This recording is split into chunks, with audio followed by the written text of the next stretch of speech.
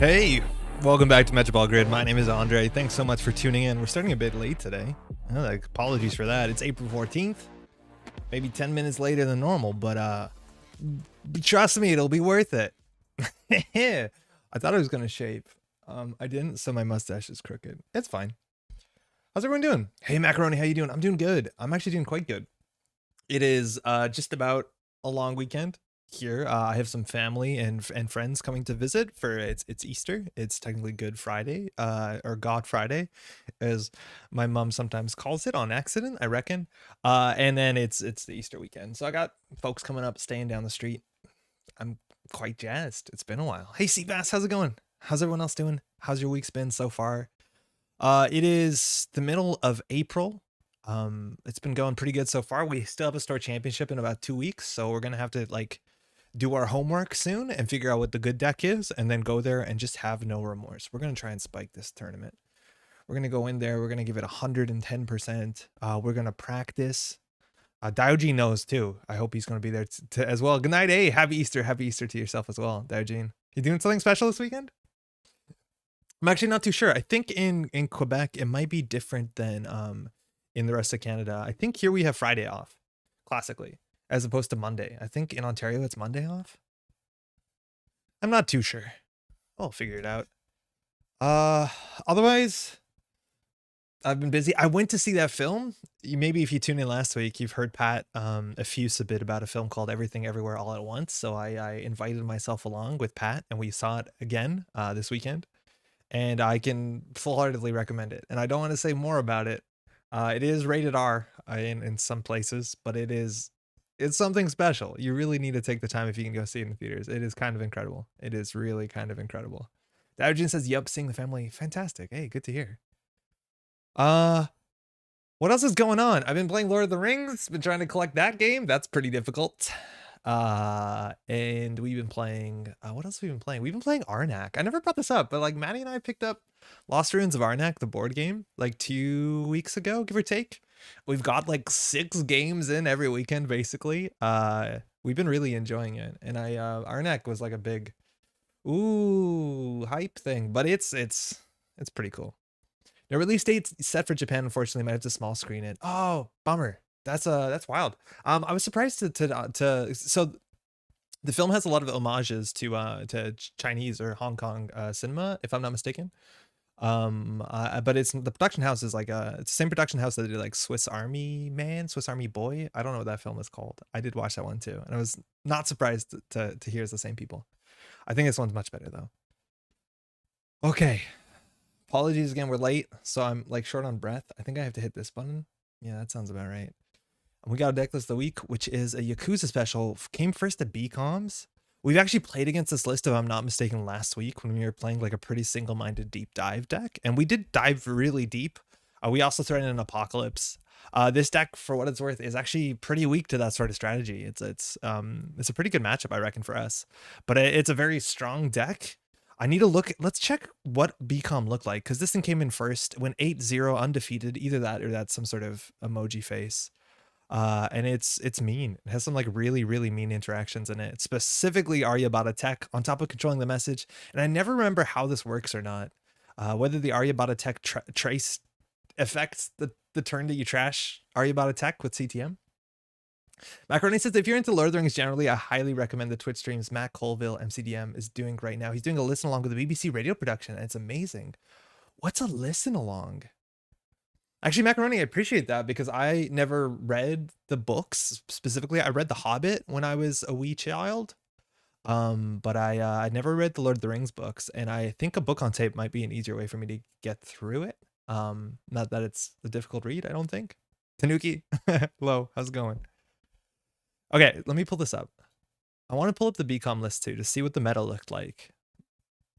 Because this deck technically could be flimsy, but like against very specific things, I suppose. APOC seems really quite strong against it. Maybe not so much with austerity policy, because it's a bit harder for Anarchs to APOC and MC Austerity Corp, just because they have fewer clicks. But the big thing that I'm confused about is Aryabhata Tech.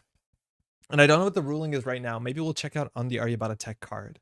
But this card is like this snowball type prison deck where if the corp has more money than the runner and a trace fires, there can be a huge swing on credits. This is a 2 credit swing, right? Like they lose 1, you gain 1, which is a really big deal. And sometimes like all this ice traces, right? So the runner unexpectedly runs into a macrophage. Even if these subroutines aren't relevant, the fact that it becomes trace 4, they lose a credit, you gain a credit, and then you can use that credit differential to cascade down those traces. It can be an 8 credit swing on this ice, which is particularly terrifying. Yo, Frisbee, how's it going? Also, Yasengrin, I'm quite surprised it's listed so well. Do you know what the meta looked like? Because like I think this is solid, and I think this is also a list that like is very easy for somebody to goof into, for somebody to like make a bad play either because they don't know the list or the strategy, or because they just like goofed against CTM, and then this could probably run with that. In terms of tag punishment, we have 3 hard-hitting news. On top of that, we have just a single psychographics and 2 predictive planograms. So you can actually, an exchange, excuse me. This is very important. Mind you, this deck is on 3 Bolognas in 50 minutes. So I can kind of see it. But I feel like there's a lot of things that could tear this down. The BBC radio play is Matt's favorite version of Lord of the Rings. It's not a huge risk of being copyright flagged, so he's just playing it and commentating a bit. The chat is fantastic. Oh, that's super cool. It's on archives.org, details Lord of the Rings BBC. Macaroni, I'll check that out. Thank you. But back to Netrunner. No big deal. I want to see what does Always Be Running look like for this tournament.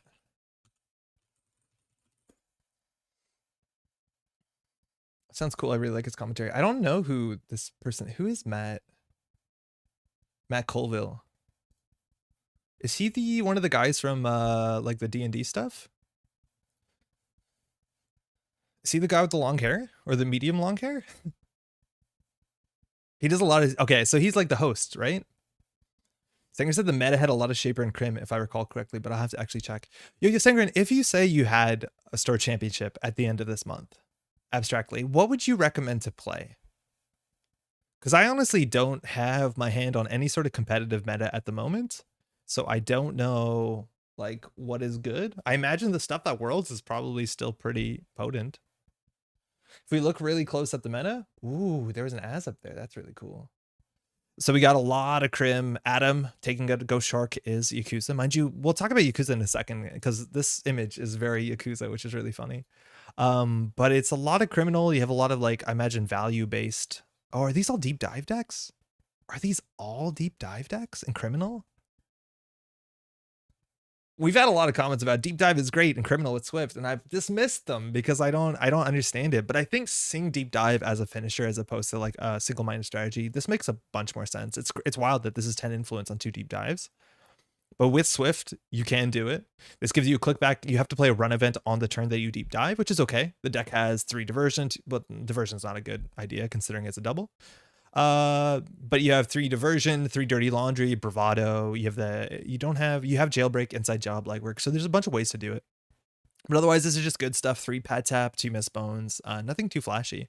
2 boomerang, 2 swift, but the swift is kind of getting you your clicks back, which is pretty cool.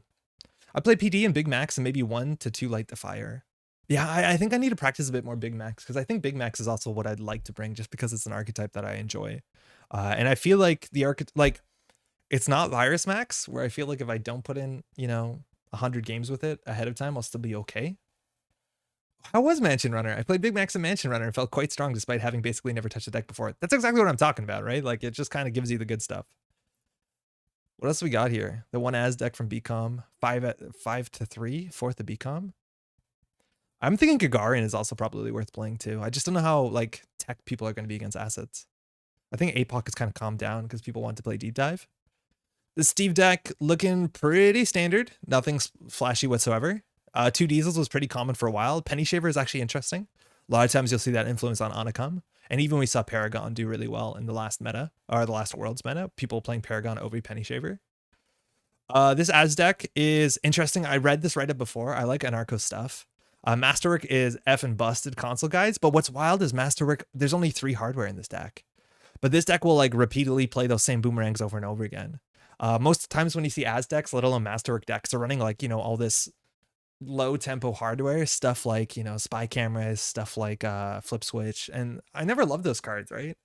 Like they're better in this sort of deck that has we have Tech Trader, but we don't have that many trash cans. This is kind of a wild deck because those sort of decks like get value out of Tech Trader, right? But this deck has 3 Tech Trader, and then the only things that trigger it consistently are the boomerangs, a Paul Op. Is that it? That's wild. big-MaxX will be fun to play too. Yeah. I'd look forward to playing some games with it. I like also sleeving it up, the nice 60. Yo, Kyle, Valley Citadel pop? I guess so. But this is super wild. 3 Tech Trader in a deck that has very few triggers. Man, that's interesting. This is the fun Az list. I don't understand it. Like on paper, this doesn't look like it should work. Like, if Tech Trader gives you a credit a turn, right? It's a Rozeki. Maybe that's fine. It's cheaper to install than Rozeki, sure. But like, wow. I think you can go further than this. I assume you can, right? Like, we're also not doing the prognostic Q stuff, which I think you need to run a lot more hardware for that to be good. But like, this is basically like a good stuff criminal, but also just having this as a slight draw engine and then Tech Traders on top of it. Like, it's wild. Yo, Andre, happy Thursday. You see any of the Automaton of Shale unboxings and playthroughs? Yo, Janktivist, Automaton of Shale, is that the pop-up? Because I saw them open the pop-up and look at the pop-up. So, okay, this is kind of wild. Correct me quickly if I'm going off track here, if I'm not mistaken. But Automaton of Shale is a Too Many Bones expansion. And Too Many Bones, the people at Chip Theory Games don't do anything really reasonably, for better or for worse. So like all their stuff is neoprene and plastic, and it's overdone. Nothing is cardboard. It'll survive an apocalypse, again, for better or for worse. But one thing that they did is they made this expansion that's a pop-out book. So it's like a book you could read to a kid, I suppose, with like nice pop-ups that goes through the narrative of the adventure that you're going on, except every page has embedded somewhere in it the poker chips that represent the enemies that you're fighting or the encounter cards, which is pretty wild. It's really, really, really creative. I have no doubt it's an absolute nightmare to design and produce. And people are picking it up because it's a really cool kind of art object. But on top of that, it gives you extra content to play. Now, I don't think I was interested to play $70 for that because I don't think I would. I don't know. I think I would read the picture book once, but they're going to release the content that's within it later as like a Spartan release with just cards and chips. But I've seen them open it. I haven't seen playthroughs. I know it's like a mech robot or something, which seems pretty exciting. I have my copy of what's it called coming in, the water one. The one that has the mechs in it and the fish people. So like I haven't even played with mechs as a subtype. So I'm excited for that. That should be coming in actually relatively soon. Undertow, yeah, Undertow, exactly. Yeah, Janktivist. It came back into stock like 2-3 weeks ago, I think. If you follow them on the Discord, it's really cool. Actually, I really like this. They have a Discord channel which they regularly update with just updates on all their products. So they'd be like, as of Friday, this thing that we're working on is still on track to come out on Friday. We've had these problems with shipping, which is really cool. But BCom seems like an event where people brought fun decks more than meta optimal, and Mansion Runner was much the same. What took Mansion Runner? What was like the out of the like the standout? Was there any like standout interesting decks from the new cards from the Midnight Sun? Undertone. Stanza is one of my favorites. I'm excited for Stanza. I know it's quite complicated. Hey guy, Montags, you talking about Aquamex? Yeah, kind of. I guess so. 3-point Aquamex. Yo, Cactus, how's it going? Evening, friends. Evening. Glad you can join us. How's it going? This deck is weird. I want to play it at some point. I think I'd like to swing into it a bit more, but this is really cool. This is a really cool list. And then we've Gagarin Deep Space. I think we saw, yeah, a Zeph Protocol Gagarin decks, which we're going to be playing a bit later tonight because I want to see what Gagarin looks like with this sort of thing. These sort of decks have this is not the one that's also running the kill, the 4 credit, the 4 power counter kill card, or 3 power counter, 4 meat damage card.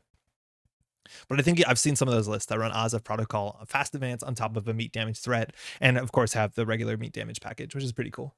It also doesn't run Roto Turret, so it's probably a bit better. I don't know. Maybe you want to run Sentry.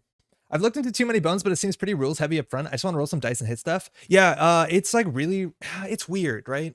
Because the game systems themselves aren't rule dense, but every single character is pretty bespoke the way they play. Basically, everybody has skills, and each skill is generally represented by a die that has obviously 6 different sides that each do something generally unique. And the rules are not well explained. They're not great. Like there's still some sequencing stuff that I don't fully understand, but it's not too heavy once you get into it. The only thing that would surprise me was how resilient Built to Last Fast Advance was. Yeah, Diogen posted a list earlier today, and it's a 42 card deck. But this like looks-ish right like old Titan Transnational. But the idea that just like playing 3 Biotic Labors that you score out for 5, and like just audacities and just kind of jamming things like seems okay. I'm not a huge fan of Azov. I think it's still really hard to play. I feel like you could just put more operations in here. Like you have 2 more card slots. Malapers seem a bit tricky to protect too. Formicary I don't love. But yeah, I don't know. I feel like if there's nobody teching on fast events, you could just jam. Like you can play Reconstruction Dedication in here too. Get a lot more options of scoring out. Jenk says it's not that bad, but what makes it load is that every character plays levels up completely different. Yes, yeah, exactly it. That's too many bones, mind you. Like the core set rules, and then everyone's like, oh, it's totally different. I only ended up playing 3 games of Standard, mostly played draft games and some Oath. Oh, sick. Oath is the Cole Worley thing. Random question of the night. I got a cat in December. He's constantly trying to stalk and kill me. What should I do? Margarita, that is normal cat life. You're going to have to basically, at some point, the cat's going to understand how things work. And at least that's the hope. It depends how big of a cat it is. If it has like stripes, like orange, black stuff, maybe you should call someone. But I think that's usually cat love. Diogen says it's a fun deck. Macaroni says I like this deck, Diogen. I imagine this is like quite powerful, especially because if there's a lot of it's like Titan back in the day, right? Like if there's a lot of decks that are not teched for this, that like have no way of interacting with you, like it doesn't matter. Install your Rizeki. It's like, oh, play your Turning Wheel is actually still pretty good. But you know what I mean? Like you're just gonna go. He's a tank. That's the cat. The BTL I saw running Rococo and Tricolite. Yeah, I think I would like to have more options than just Audacity Biotic Labor, because these are kind of limiting you to scoring 3-2s 9 out of 10 times. I think Tricolite's quite good. I think Rococo Dedication is just absurdly powerful, because one of the big tricks is getting an Atlas with a counter on it, as opposed to just scoring an Atlas, which is something that's much more easy to do with Dedication. It was a tight matchup for Big Max. Yeah, Max, I reckon, has to draw quite good and has to get it to her pressure pieces, whether it's Maw, Imp, or Stargate, to have some sort of lock. But yeah, I imagine it's not the easiest matchup. This Ice Suite, I think, is a bit silly. Forma Carry, I don't like this card. I think a lot of times if they understand the matchup, they can just take the net damage, but maybe if people are scared and they don't know they can. Let's just 2 net damage. Who cares? That sort of Ice Suite, though, you did see this before in like Titan decks. Like I took the Worlds of Titan deck with a very similar Ice Suite. It was 3 Ice Wall, or I think actually 3 Vanilla. Ice Wall kind of makes sense in this deck if you're getting free advancements with Wall to Wall, or you're advancing it for, say, a Tricolite. Otherwise, advancing your Ice kind of gives some information away, but it doesn't really change the break cost unless you get this to 2 advancements for Paperclip, that is. Mouses is good. Hordem is an option, and having an end the run might in some ways be better for remote server if you want to jam out an early Spin Doctor, or sorry, a Rashida, wall to wall, an Agenda, and or a Rococo, or if you're playing that sort of thing. So the Ice Suite that we played classically was 3 Vanilla, if I'm not mistaken, maybe Ice Wall, 3 Hordem, and then for Sentry 3 Guard. Just because back then there was still people playing Inside Job, and it does still exist right now. I wouldn't be as excited to play a Guard, but having an end the run Sentry would be pretty interesting. Sanger says this list doesn't look quite as tuned. Yeah, I reckon you can tune this a fair bit. You have card slots to play with. There's a lot you can do with this for sure. The Agenda Suite too, like, in a lot of ways, I really always want to play 3 hostile takeovers. I'm not sure if it's right. Like sometimes playing 19 agenda points just to get the 3rd hostile takeover, maybe that's silly. Also, a lot of these agenda suites would play less 3-2s and then play like global food initiatives. At least Titan did back in the day, which you had very little interest in scoring out. The fact that this list doesn't have dedication to reconstruction maybe makes more sense to play as many 3-2s as you can, and or 4-2. But otherwise, yeah, maybe you could do foods in there that you're just trying not to score out. Just because it lowers the obviously you have to spend influence on them, but it lowers the amount of agendas in your deck. Maybe you're okay with it. It's kind of hard when you have Audacity and 10 agendas. If you like draw poorly, maybe Spin Doctor saves you. Yeah, it's neat. This is neat. Malper is really cool. Again, I don't know how you protect this, but it's really cool that you can pull a biotic with this. I also don't know if, yeah, this is probably fine. This is probably fine. Because you can always play Hedge Fund over this, but this is obviously like, you can top deck it basically at any point. All right, let's do it. Firstly, Jakuza, you probably have seen some of Yakuza's alt arts. Yakuza's been making like these really prolific alt arts for a really long time, has been doing art for Netrunner as well. Yakuza recently put out the Hakaro 1.0 art, which everyone's pretty smitten with. Also, you've probably recognized the Rizeki art. That's a Yakuza. The Rizeki art, mind you, I feel like has been done a bit dirty by the print process. It has actually like this beautiful textured background, which kind of gets crushed a bit in the Netrunner card itself. But Yakuza does a lot of laser printing. I'm not actually sure how we can see Yakuza's stuff. There's like an Instagram or something, but this is Yakuza laser printing into a Chibata CTM, which is technically a legal Netrunner token, if I'm not mistaken. Daiji said I tried with Dedi Rococo and did not work well somehow. Interesting. I wonder if you have to tune more of the list around that, but Dedi Rococo is absurd. It's absurdly powerful. Otherwise, this list, a lot of trace ice. We have Aryabhata tech. I'm still not sure if anyone knows whether Aryabhata triggers on the turn that it's trashed off the CTM trace. I guess we'll just do whatever Jinteki.net does. But we have austerity policy, a good agenda suite, good things to stick on the table. We don't have not Amani Sanai. We have Amani Sanai. We don't have the lady that kidnaps you, puts her on the shoulder. Which I'm a big fan of. Just about all the criminal decks are running 2 Miss Bones, which is kind of the nightmare in turn 1. But we're kind of good to go. I'm interested. This lovely picture of everyone enjoying their self at BComs makes me, I don't know, hella jealous. This kind of awakens something in me. Let's get this in here. Also, Malia fan Thanos. Yo, you know, you're in the right there. Malia is the best. Did not remember her name for a second. Kawinda Kalu? Is that it? There's another one I also forget, who is the HB, I'm assuming, character. Maybe she's a Biroid that adds a click to all Biroids. Adds a subroutine that loses a click to all Biroids. I don't know how to spell Chibata. I think this is wrong, though, because it's a joke, right? NBN controlling the message. Thank you. This guy's deck brings the pain. Oh. You see, in French, pain is it's just bread, so you don't even have to like try that hard. I respect it though. I really do. Oh, we're quite ciabatta. Oh, that sounds way better. Yeah. Yo, Jingles, hello stream. Hey, how's it going, Jingles? How's your week? So we have Christian Easter coming up in about 24 hours. I don't know how many y'all have time off for that. Like it's a Christian holiday, but I reckon it's also just like an American holiday, right? Separate church and state and something, I don't know. But hopefully everyone has a long enough weekend. The next weekend is also like Greek Orthodox Easter, which we're going to celebrate as well. Got Monday off, but not tomorrow. Okay, excellent. Narco, how's it going, by the way? And Narco, this was your ads list, right? We had it open. My manager's off tomorrow, so I basically get tomorrow off. That's how it works. Yo, Narco, why Tech Trader? Once I got you for a second now here. Why Tech Trader? This is so wild. This list looks so fun, but so wild. Passover too. Yeah, Leonard, I totally forgot to mention that. Passover is tomorrow. It does line up. My sister's fiance is Jewish, so they're celebrating that at the same time, and my brother's staying over, which because he's coming to visit, but then like we have to, you have to watch out for like leavened bread and stuff like that. So it's actually not gonna be that awkward, but I know my mom is bringing baked goods. She's gonna leave them here just so they're not over there. College is closed Friday, so extra day off. Ooh.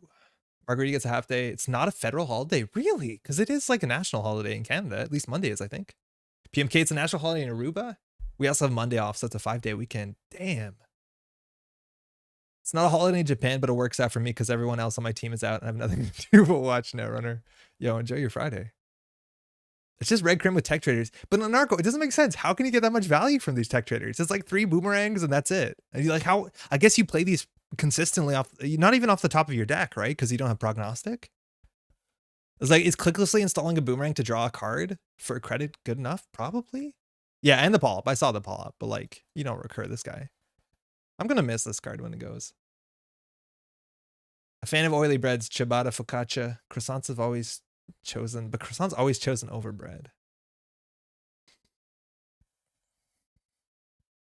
Yeah, man. Tech Trader is another card that rotation is going to make me pretty bummed out about. I hope that there's some spiritual success. I'd be pretty surprised if we see more cards that say whenever on them. Basically, it was like all the crim IDs in standard are kind of bad. Steve seems okay. Zaya seems all right. Are you even running a lot of connections? She's a connection. Miss Bones is a connection. Tech Trader is a connection. Feels good. Class Act. Oh, 3 of. No trash can on there. I want to play this. I feel like I would tune it a bit more to go into as. My sourdough starter's going on 4 years now. Get out. I've never been that familiar with the whole idea of like having the strange cultured thing living in your freezer or your fridge. I also don't think I'm a big sourdough fan. Well, that's pretty wild. That's a huge commitment. That's like keeping a plant alive for 4 years, which we gotta talk about this plant here because it looks really embarrassing, right? This is technically an aloe, right? And if you look back in like old VODs, it looked good for a while. And then one day, Maddie hates this plant. I don't know why. She just picked it up. No, I'm kidding. She knocked into it on accident and then it got a bit sad. And then I was playing VR and I grabbed it on accident and it fell and it got even sadder. So it's not getting any lift. It's kind of, it looks bad and I look like a bad plant person, but now a second one, you see there's like a thing growing in it.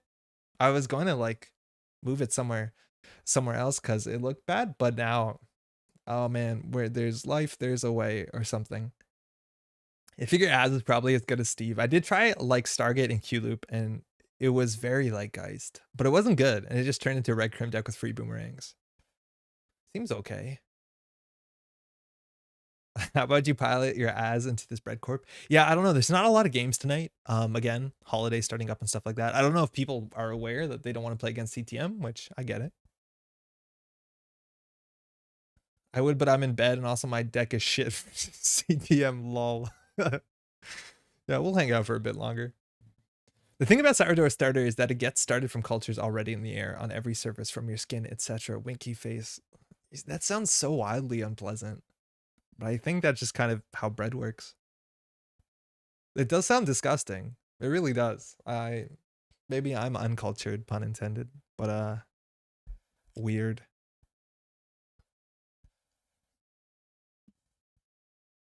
Having it in your fridge isn't really much of a risk. I guess not. Does everyone's freezer have freezer taste, or is that just we're doing things bad here? I don't think it's as bad as it used to be. Wait till you hear about cheese. Yo, Mushin, how's it going? Actually, recently, I've been technically vegetarian for a couple years now. And I think we just realized that rennet is a thing that they put in cheeses, like parmesans and other cheeses, which is like made from the lining of young calves or something. It's like by no means vegetarian. And then you do your research on things that you think like, that's surprising things that you think are vegetarian that aren't, which is a nice way to make your life a bit worse, I guess. We are surrounded by bacteria. There would be no life without them. I get it. I just don't want to celebrate it in my fridge. Just play Reaver as. It's got real Geist and home energy while it's still being okay. Singer, we played Reaver as on stream before, and like in no game did we draw the Reaver, and in every game were we upset that 4 influence went to the Reaver.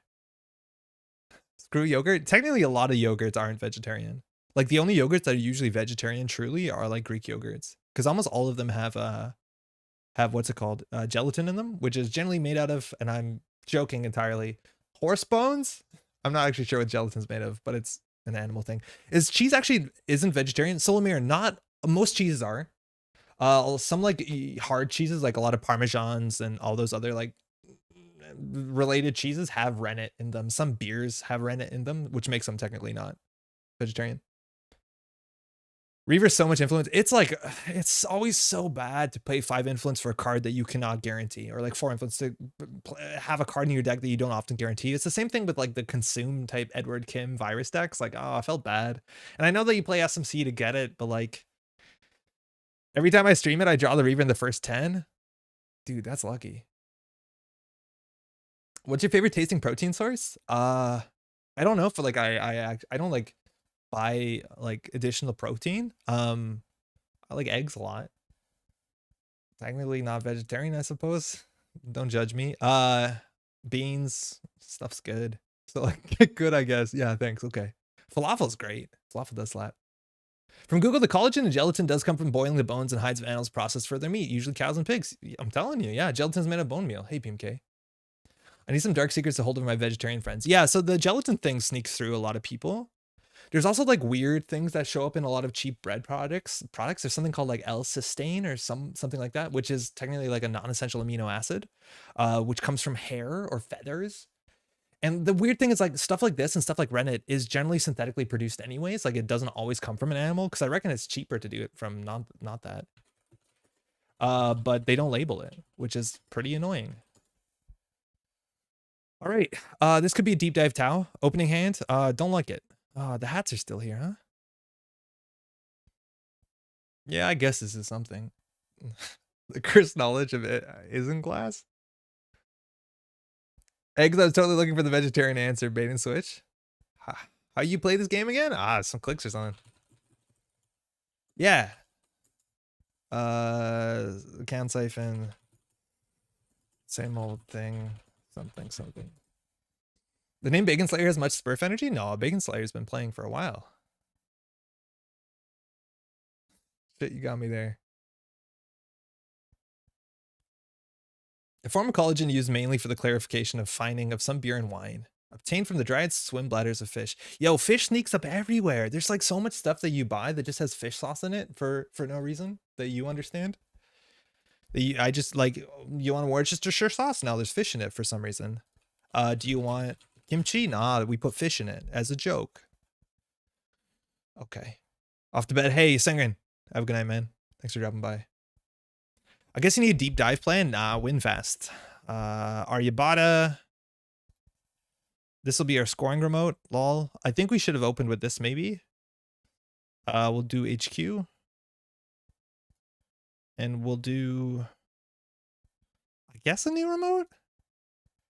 Because if they run it, we can res it and then res the Aryabhata. So if they trash it, it's like really ugly for them. Aryabhata, mind you, says when a trace succeeds, there's a 2-credit swing. They have no link. They have 40 cards. Our ice placement's going to be like a bit weird, but all our ice is actually like very consistently does the same thing. Trace some amount and the run sometimes. So I don't think we're actually that hosed by Tau's ability. We have no like hard end the runs in the deck. Hitting R&D here. We don't have a hard day news, but we could draw into one. We have actually like 5 card draw on the table. 2 on Spin Doctor, 1 on Mandatory, 3 on Predictive, so 6. There's a lot of trashables here, but if they trash here, go down to low credits, like it's going to be ugly. I don't know what they're going to do. A creative commission has been a really big deal that they can like interact in last click. I haven't played in a while. Are those new card back art?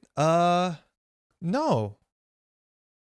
Card back? Yes, the card back, yeah. Maybe you haven't played for a long while, but this is the Nisei card back. And Netrunner DB only exclusively uses this now. Okay, they're going to see a lot of like weird card arts because it's part of the April Fool's thing, like this Corn Orb. We don't have to do anything there. Jeeves, okay. I think we'll use a spin because it's clickless. Oh, that's kind of bad, I guess. We could consider scoring out behind an IP block. They do have the trace credits. They'll be on 8 next turn. I'm not actually sure what we do. I think we're trying to look. I'm going to draw 3 here. We don't have a lot of like credit positive things to stick on the table, right? Like we don't have bankers. We don't even have like a pad tap. Like it's Maryland and that's it, I think, for credits. This is huge. We want to throw out 2 cards here, ideally. Actually, we could keep the Bologna in hand. I think we don't mind that.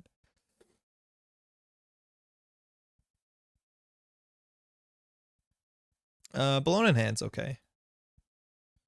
Score off the board. Because literally did that turn 2 in the finals. I believe it. I don't have that sort of confidence, and it's harder to read on JNet. But like, yeah, putting on the table and then just quad advancing with Jeeves is probably the right thing, because a lot of these shaper decks have no interest in trashing the board when they just want to deep dive. Checking the Jeeves here, that's fine. If they trash that for 5, it's gonna be ugly. We actually could have considered resing the Aryabhata here, but I don't think they're gonna trash 5 here. If they do, we're happy regardless. Yeah, maybe we should have res this to res this. They didn't get punished by hard hitting news last turn. They did have a credit advantage. We don't have economic warfare, so we're actually going to need a credit lead. Yeah, they didn't trash it. That makes sense. They trash that you can try a Bologna score. It's really, really difficult to trash a Bologna. They have a creative. We'll res this to res this because it's only 1 credit. This will refresh to start a turn. Okay. Ugly. I think we can do triple install and credit.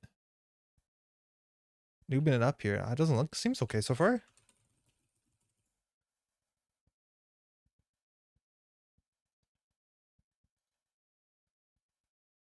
This is kind of ugly if they run HQ. Like really quite ugly.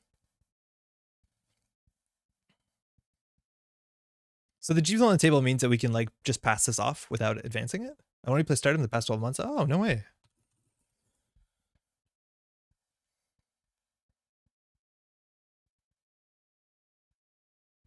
Hey, Infusion. I'm doing well. How are you doing?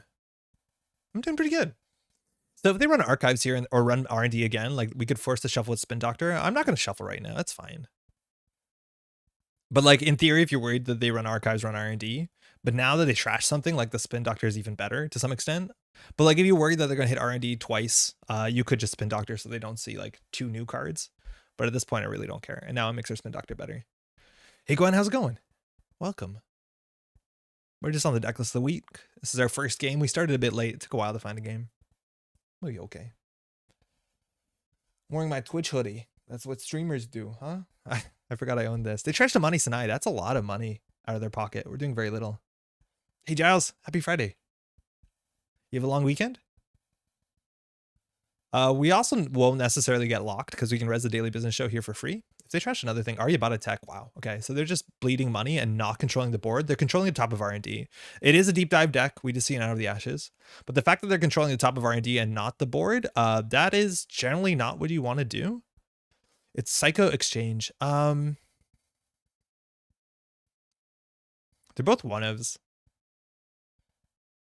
I think Psycho's probably more interesting. Exchange is 1 tag, which we can capitalize on it. We have a 50 minutes.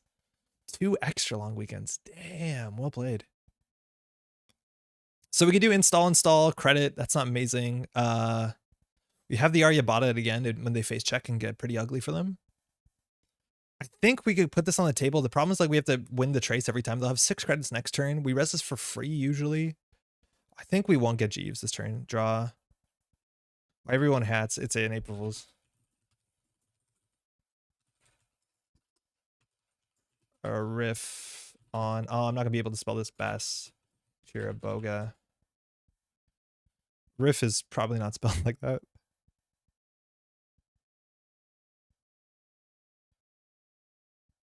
I'm just gonna take a credit here. We could double ace this. It's going alright. Gonna go on a train journey later. Woo! Been trying a solo TT RPG recently. That's been going good. The solo tabletop RPG world, I reckon, is super, super rich. And I've never like dived into it. We're going on a journey. That sounds pretty exciting. Rozeki hitting them up for 6. They're drawing in again. If they want to be deep diving, they need to draw through their deck. They want to get extra clicks. We do have something in archives. We have no really good ice that like deals with Out of the Ashes deep dive in a really good way. We can get MC Austerity on the table. That would kind of be nice. Because then they have fewer clicks, so they're more reliant on more Out of the Ashes, and or their turn gets shorter. Both good things. But again, they just spent so much money trashing things off the top of R&D as opposed to like, you know, the board state that's running away from them. So they spent 8 credits last turn, which we'll take it. Especially when we have 2 spin doctors on the table, so we can shuffle that stuff back in if we need it. And I think right now we'd shuffle back in the, I don't know how big the Aryabhata is going to be. The money can be reasonable. It's not always that important. We saw this last week. Like if you're going to just combo off, whatever. It can be awkward if you like return a breaker halfway through the turn. And it casts, well, if we had the money now, we'd feel okay. And we could free res the Aryabhata. I'm going to. It's kind of silly that we show them it, but like I think we just need the money. We'll take the Macrophage. That's nice to put on R&D. And we'll just quad advance this because we get a click back from Jeeves. We score this, gain 4. And now also this becomes a bit better. They can swap our Turnpike with our IP block. I don't think we mind too much. Now that the end of the run is actually on HQ means it's harder for them to deep dive. They also can't like float tags, and then they actually need to break this. So they did do the swap. But basically all of our ice get pretty similar.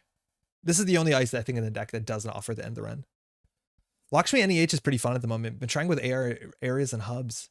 I'm like so super scared that everyone's still on like on Imp that I don't want to Lakshmi, but Lakshmi is a really fun card. Going to visit my grandma in Bath for Easter. Most of one half of my family will be there, which is stressful, but I'm looking forward to seeing my mom and sibling. That sounds quite nice. Apologies that it's stressful. Hitting R&D here. It's fine. Yeah, I'm glad you got Easter plans at least. It's nice to do something with the long weekend. I got family who are coming up just tomorrow, which I'm stoked to see. It's been a while. It's been since Christmas, so it's been a couple months. They stole the Bologna. They paid 5. They can't get the swap. At this point, if we top deck a hard-hitting news, which we can draw pretty aggressively for, like they will be buried. They could like create a commission for last 2 clicks. This also turns exchange of information on, which is nice. So if they hard-hitting news and float this, we can always take it off them. We'll lose our credit generating ability, but like the game will go longer maybe. Gonna bring Cockroach Poker, which is a really fun line game. I played Cockroach Poker a fair bit, and I lose so hard all the time. Okay, we have an austerity policy. I don't think they're really setting up hard for their combo, so I think we can just lock up R&D and then work on the austerity behind a Turnpike. I think that's good enough for us. And if they ever hit this, not that they have a lot of money, but it's going to be maybe annoying.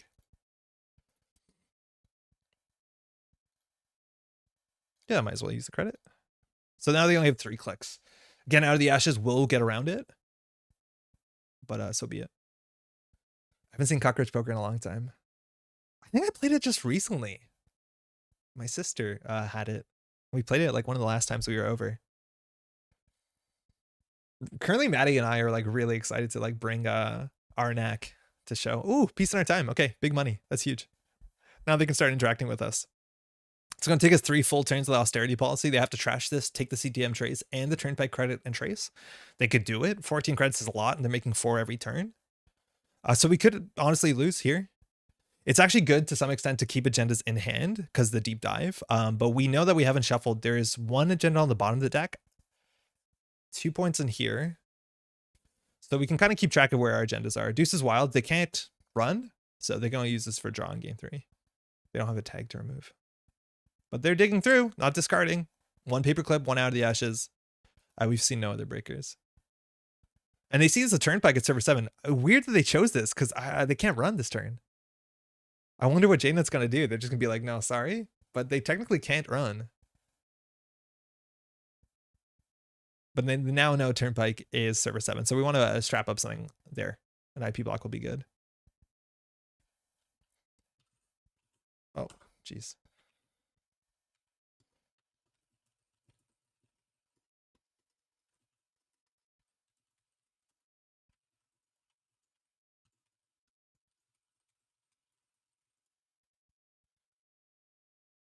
Yeah, so they play Peace in Our Time, which says this turn they can't run.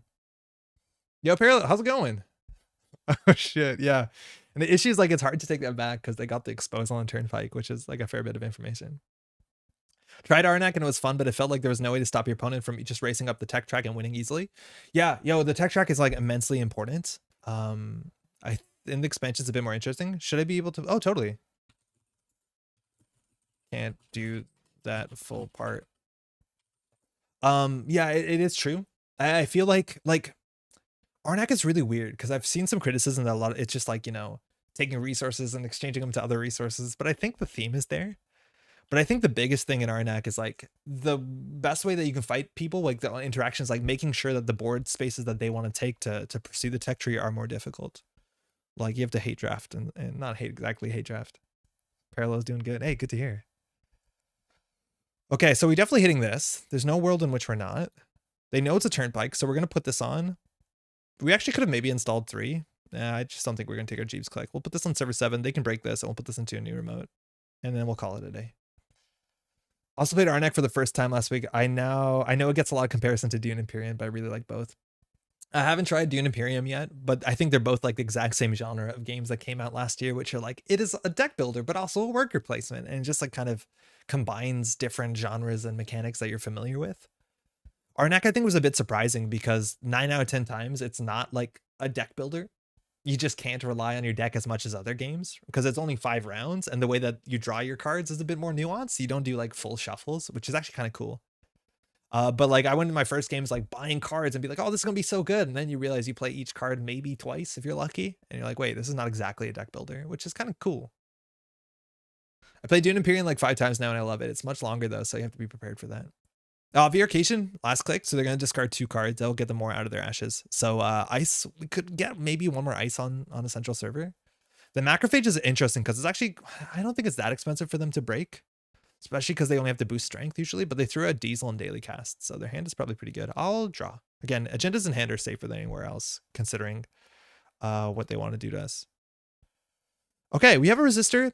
That's not amazing. They're going to break this for 1 credit with the paperclip. So I'm not too excited about that. They can also trace through it, which is a bit worse for them. So I think we're just going to go ahead and we're definitely going to push this. We can do that last click if we want to triple install, which is probably sensible. So new remote, new remote, new remote, spin a click. Our money is not amazing. Pat really does not like Arnak. He will not play with us, which is unfortunate, but that's fine. Way ahead of you. Yeah, control minus for sure. 11 servers. They also could be on an APOC version. We tried an APOC version last week. Never really played it. Arnak further proves that market rows without modifiers are awful. What do you mean by that? Oh, they're going for it. Actually, a really cool thing I think about Arnak specifically is in the expansion. Oh, that's all good. No worries. Is specifically you can in Arnak there's a really cool thing about Arnak is that there's 2 items you can buy at the market row. At the beginning of the game, most of it are items, which are things you buy with coins that just like do straightforward things. And then on the other side are artifacts, which are more expensive to buy and to play, but are worth more victory points on average and have more interesting effects.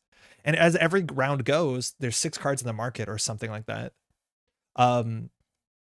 The distribution changes. So on round 1, it's like 1 artifact, 5 items, and then it becomes 2, 4, and 3, 3. So as the game goes on turn 5, when you're less likely to buy an item, there are fewer options, which I think is really cute. I think it's really, really, really cute. Another cool thing that Arnik did in the expansion is that every round, the oldest item and the oldest artifact are discarded just to make sure the market kind of replenishes. But I don't think that's enough. And so that extra click is off. I hit you with MCA. So you should, yeah, thank you. Yeah, perfect. Excuse me. What was I saying? Yeah, so it throws out the 2 oldest cards of each type, which I think just makes the game a bit more interesting. Yeah. Just bought Arna. Can't wait to play. Hey, Frank, let me know how you like it. Some people really love it. Some people don't totally get it. I'm a big fan.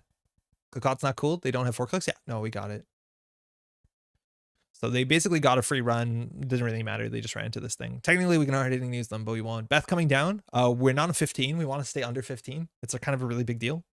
And we can score a Bologna from hand, which is technically credit neutral next turn. I don't honestly know if we will Rashida. The Unity is coming down right now. Oh, it's a Unity. That's a really ugly breaker if they have to break Macrophage, which in theory, they only have to do the last trace.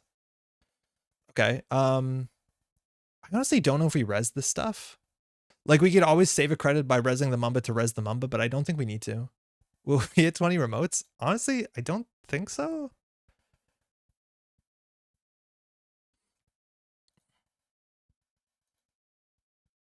We're on game point, but like, I don't think that's enough. Oh, we have a click left. That's fun. Actually, I remembered we had a click left because of Jeeves. I would have clicked this card and to make them have a fewer click, but I forgot about that. Yeah, that's my bad. Someone told me it feels a bit like Dune Imperium. I've heard it's very, very similar. And the way that it like combines worker placement and deck building. So our centrals are still this. We definitely goofed it there. We could have either clicked it one more time so they have 1 fewer click, which seems important. Or we could have hit the Rashida and actually installed something to push the game. Because if we installed an agenda, it would be on the table. So now like we have to do last click draw card, which is ugly. Yeah, that was bad. Yeah, even if we just got another IP block somewhere, it would have been better. How's it going, Chris? Arnak is super fun. I love the artwork. I think expansion really makes it better. I'd say it's worth it. Yeah, we have it. Yes, we do have it. We went through like a dozen games in 2 weekends. So we picked up the expansion, which makes the game asymmetric, which is really fun. So each player has like a bespoke deck they start with abilities. So like one person is the, I forget her name. She's the investor or something. Running Archives first is smart. So she starts, she makes more money and can buy items straight to her hand, which is really cool. Or somebody deals with fear in an interesting way. They're super, super asymmetrical and distinct. It's really fun.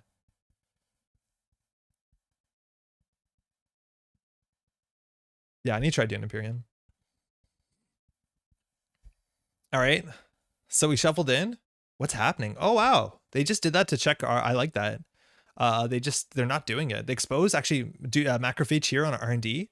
So if they want to get up to 7 strength, it's going to be 6 credits. Now they have 13 to 17. So the trace here could be relevant. I just want to see if we have something else to res. I think we're going to go ahead and res this, which again, we could have done it before, but I valued the mystery. And then we'll res this. This just gives us an extra recurring credit.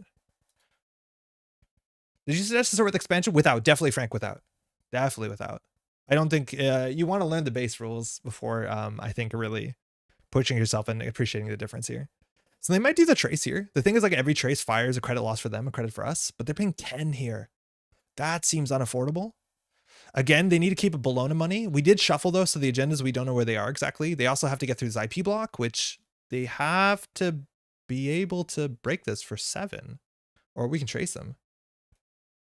I didn't really get all the direct comparisons between the 2 games. They feel different enough to own both.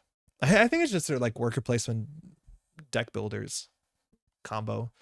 So this, like, if they have to trace this, right? Because if they break this, they won't have enough money to deep dive, which costs 2. So they have to trace this, which means as long as we spend, yeah, now they don't have money to combo off, if I'm not mistaken. So they're just going to get Harding News. Like, am I missing something here? Like, they can't APOC us. There's nothing they can do.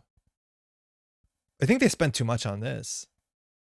Like, I think here, maybe you just, if you just fire the last trace, no, but then I think you're boned. Yeah, deep dive costs 2 credits, which they can't really afford. Apocalypse, if they're on, it's 3 credits. Exploit is probably 2 credits. I don't know. I don't think they're on it. What ice is this deck running? It's running only traces. So it's like resistor, IP block, macrophage 3 times, and a single turnpike. I think that's it. It's all just trace-based stuff. Because this list is on 3 Aria bot attack. But now they're like totally buried. This is terminal. We have a Rashida on the table. Two. It's going to be on a steep loan. 4 tags. At a minimum. Oh. The above. Oh, man. Yeah, that's rough. Last week, we were in the exact same position where we saw like a Bologna off of R&D or HQ, and we're like, oh, we'll steal it. And then we realized we could not hard-hitting news. Or sorry, we couldn't sure gamble and steal the Bologna. We really botched it. But we were lucky enough to win off of all the 4-2s that this deck plays. All right, well, they have to discard 3 cards. Out of the Ashes deep dive. Now, again, finances are not going great. We're down to 11 credits. We'll res the Rashida. We'll fire a Rashida. We're trying to drink for Psycho, which just got shuffled. An agenda is okay, because I don't think they can get through IP block turnpike. Even if they do, I think it's fine for us. Okay, Mando. Okay, fantastic. So we'll do server 7. Great. Server 7. Great. Server new remote. And then with the click, we'll hard hitting news. We don't have to boost because they don't have any credits. No link. PubMeeple is a cool ranking engine where you can rate your board game collections, and Dune Imperium was number 2 for me. Netrunner number 1, of course. PubMeeple is an app or website. I don't know. Yeah, Frank, I've never heard of that. Vincent, what is PubMeeple? I know I have an app, which I'm not sure if it's good, but I know it works. I have an app on my phone called BG Collection, Board Games Collection, and I have all my board games in there, which has been good. I think the best part of it is that like I can easily, it's sorted by players, so I can be like, oh, what's a 4-player game? And it'll show me all my 4-player games, which is nice. But I have friends who like are very fastidious on like recording every single game that they've played. Actually, for last year and this year, Maddie and I have been doing a 10x10. So we pick a bunch of board games that we commit to playing 10 times each. And we actually record a bit about the game and the score and like how we felt, which is a really nice thing to actually go back and read. But now we're just doing it for any game, just because a lot often there's games that we don't know of or we're not playing in January when we make the list. So like now the list spills over to everything. BGG is a staple for most. Yeah, I think everyone I know who does that on BGG. But I don't think BGG has a good UI.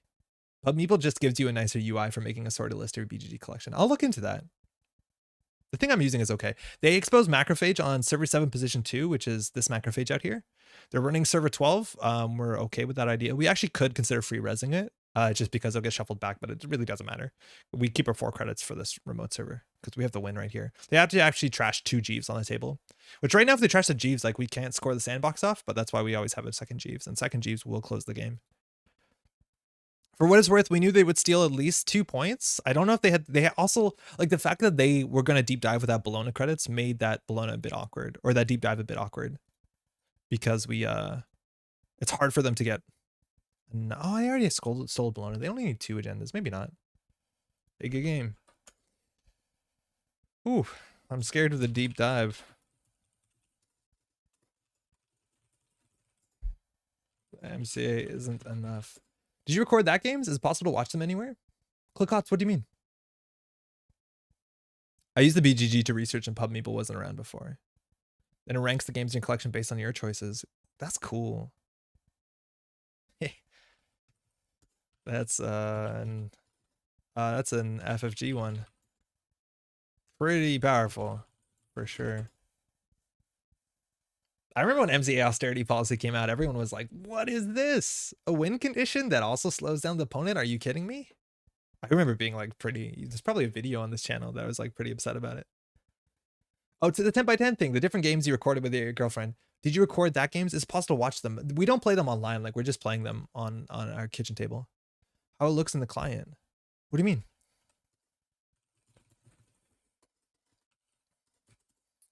I don't even know off the top of my head what's on our 10x10 this year. I think we have Final Girl, we have Cascadia. We have Doomtown. We always have Doomtown. Doomtown's great. I feel like we finished a couple of them quickly. I don't know if Maddie's gonna hear me if I yell. What's on our 10 by 10? Patty, what's on our 10 by 10? What's on our 10 by 10? Call to Adventure. Call to Adventure. Cascadia. Doomtown. Cartographers. Final Girl. Tashkalar. We've never played Tashkalar. It's on our shelf forever. Radlands, which we've finished 10 of that pretty quickly. Skytear, which we finished 10 of, and I feel like there's one more. Shit. Oh, Rococo, yeah. That's a weird list in retrospect. It's not as heavy as some years. It's much lighter. Like we used to have like, and we never played all of them, like Brass and Root. Yeah.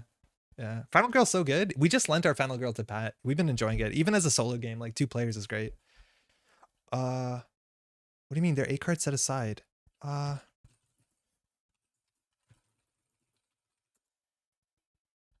They're 8 cards set aside? I don't grok it. Where do you see those?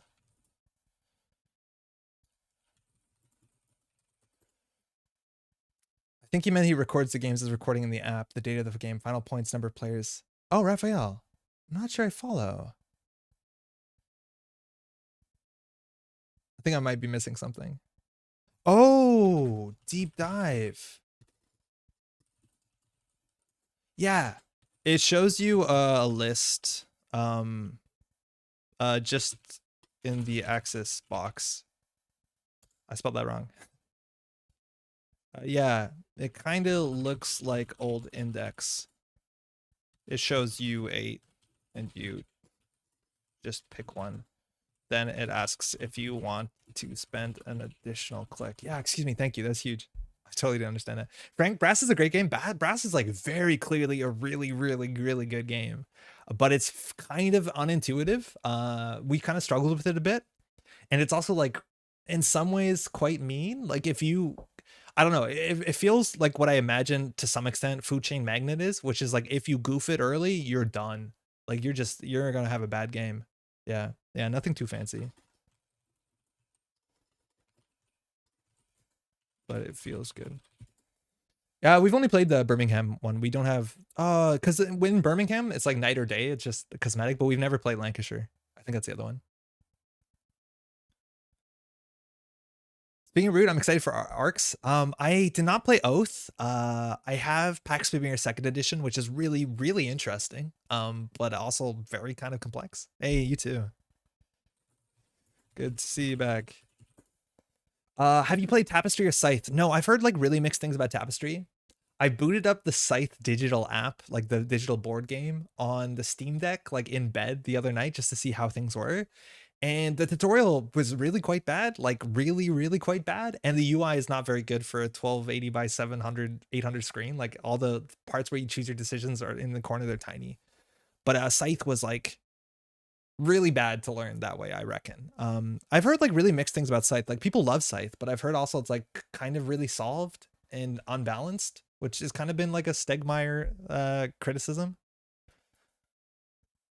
Yeah, I don't know. I'm gonna do another one actually.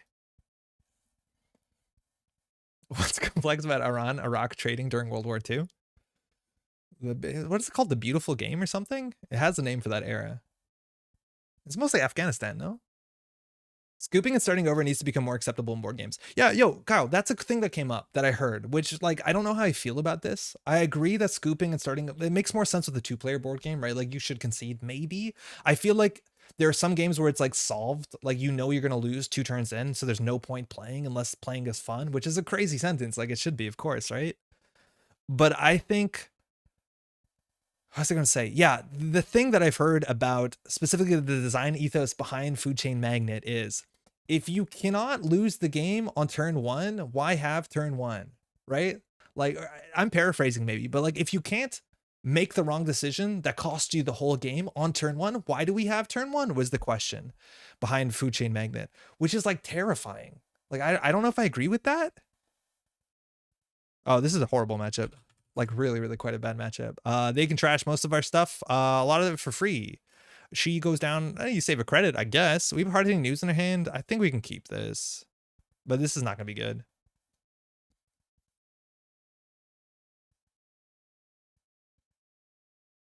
Oh, unfortunately. Yeah, I know. I need to go back to it. Like, I want to learn how Scythe works, but I also understand Scythe is like more of an economic game than it is like fighting the mechs in Slavic background. First play is the learning game. Second play is the practice game. Both are scoopable. I think that's the worst time to do it. Like, I feel like if you're learning, that's exactly when you want to be like, oh, I goofed. Let's see what happens when I fail. Somebody also told, I think it was on the stream, but somebody quoted a really good quote about the idea of like, if you make a mistake, should you stick to it so you learn something, or should you take it back so you learn something? And I'm a big proponent of take it back so you learn something. I feel like it's just much easier to understand why something is a good or a bad thing if you see the positive effects, as opposed to be like, oh, my game is ruined. But I remember somebody saying a really smart quote about this sort of thing. I just don't remember what the quote was. But I remember being like, oh, that's a really good way to think about it. The time period for Pax Pamir is called The Great Game. Ah, thank you, Kimchi. How's it going, by the way? Yeah, The Great Game, of course. I knew very little about the history. I need to revisit that game. But the way that it seems to integrate, at least to my knowledge, which again is zero, history with mechanics is really, really cool. Root is much more of a combat game. Yeah, some factions more than others. Yeah, but yeah, at least it is very obvious that you can combat is a way to win. Early liberated, it's a good start. Mechs are fairies and threaten combat. Yeah, mechs being able to move around is more important. If they hit our IP block here, it's pretty quite bad on last click for them. Okay. Okay, we'll take this. I'm camp, take it back as long as it doesn't affect board state. If you got no information from it, like if it's an obvious error, yeah, take it back. Sure, I don't care. Like, that's the option. Is like, if you want me to play more carefully so I don't have to take it back, the game is just going to be more long. Like, it's just going to be like, I'll spend more time thinking about every decision as opposed to like trying to play freely, which I think is in everyone's best interest. All right, they have a credit advantage.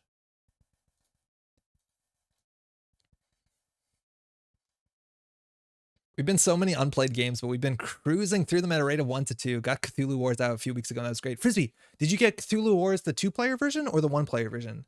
Because we got the 1-player version, or sorry, the 2-player version or the massive. Oh, that seems like an issue. Or the massive version. The 2-player version we played, and there's two factions in the 2-player version, and they seemed really unbalanced. I think one of them is much harder to play than the other. But I've heard that feedback from everyone who's played the game. But I know they just made an expansion for it, so maybe that helps. They spent 4 credits trashing the Monty Snide, technically because of the fermenter. Have you tried Called Adventure yet? Elwin, I have it right over here. It's actually on our 10x10 this year. My sister's fiance got it for Christmas, and I've actually enjoyed it a fair bit.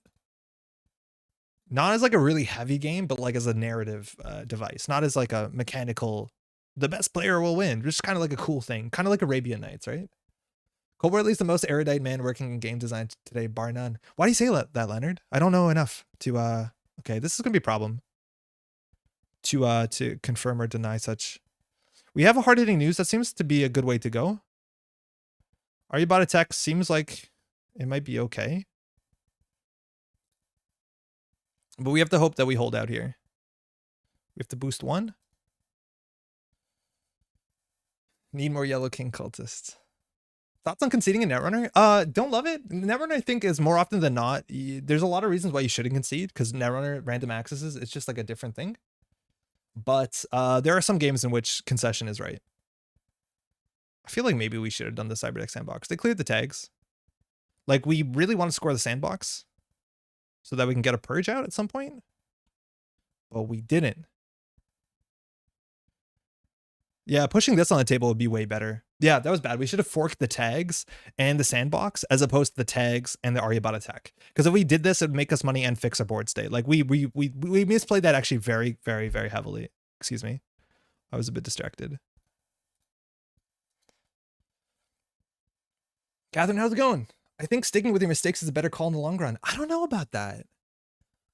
Like, I feel like if you, it's like when you learn a card game, like if you learn Netrunner, I think a big thing to do is net deck a good deck. Because I feel like that teaches you better fundamentals than struggling with something subpar that you're like stringing together.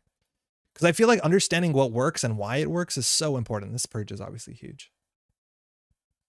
I don't know. But I see why people argue the other way. If I'm teaching a game to a new player and they make a horrendously bad move, I'll explain reasons why and give them more options to rethink their move.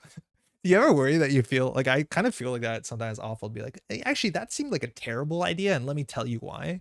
But I'm hoping anyone who I play games with is not going to like be upset by that sort of conversation. We did the massive one with 5 players, but I do have a copy of the 1v1 version. I think the bigger version is probably the way to go, TBH. Still crazy and balanced, but in a good way. I know the big one is like a thing, right? It's like really exciting. But the little one is like, has cardboard instead of like huge giant plastic miniatures, which means it's affordable, which I value. I wish any game that was overproduced had a cardboard standee version.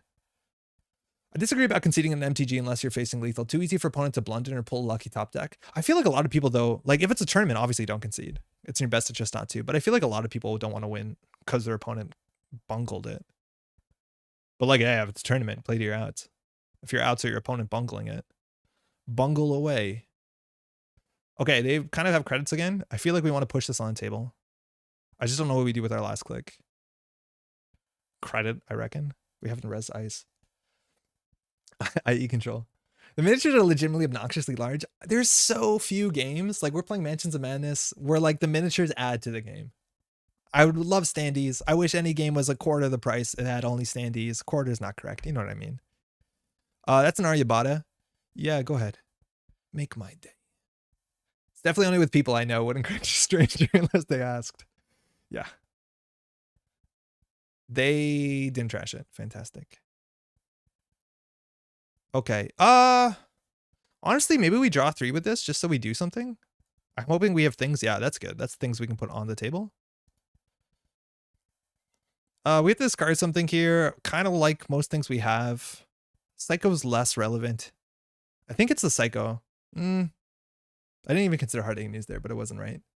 If the mistake revealed info, then stick with it. If the mistake was just a sequencing issue or UI mistake, then just redo. Yeah, no, I totally agree. But if there's information gained, yeah, generally you shouldn't be taking that back. But if it's just like oh, wait a second, before you take your turn, I realized I should have bought this card instead. Or like, I'd rather put my person there on a worker placement. Like I'm okay with that. That's fine. I feel like we could consider resing the Aryabhata here, which means we might as well res that. Because now if they trash it, the Trace 4 is potentially a bit more ugly.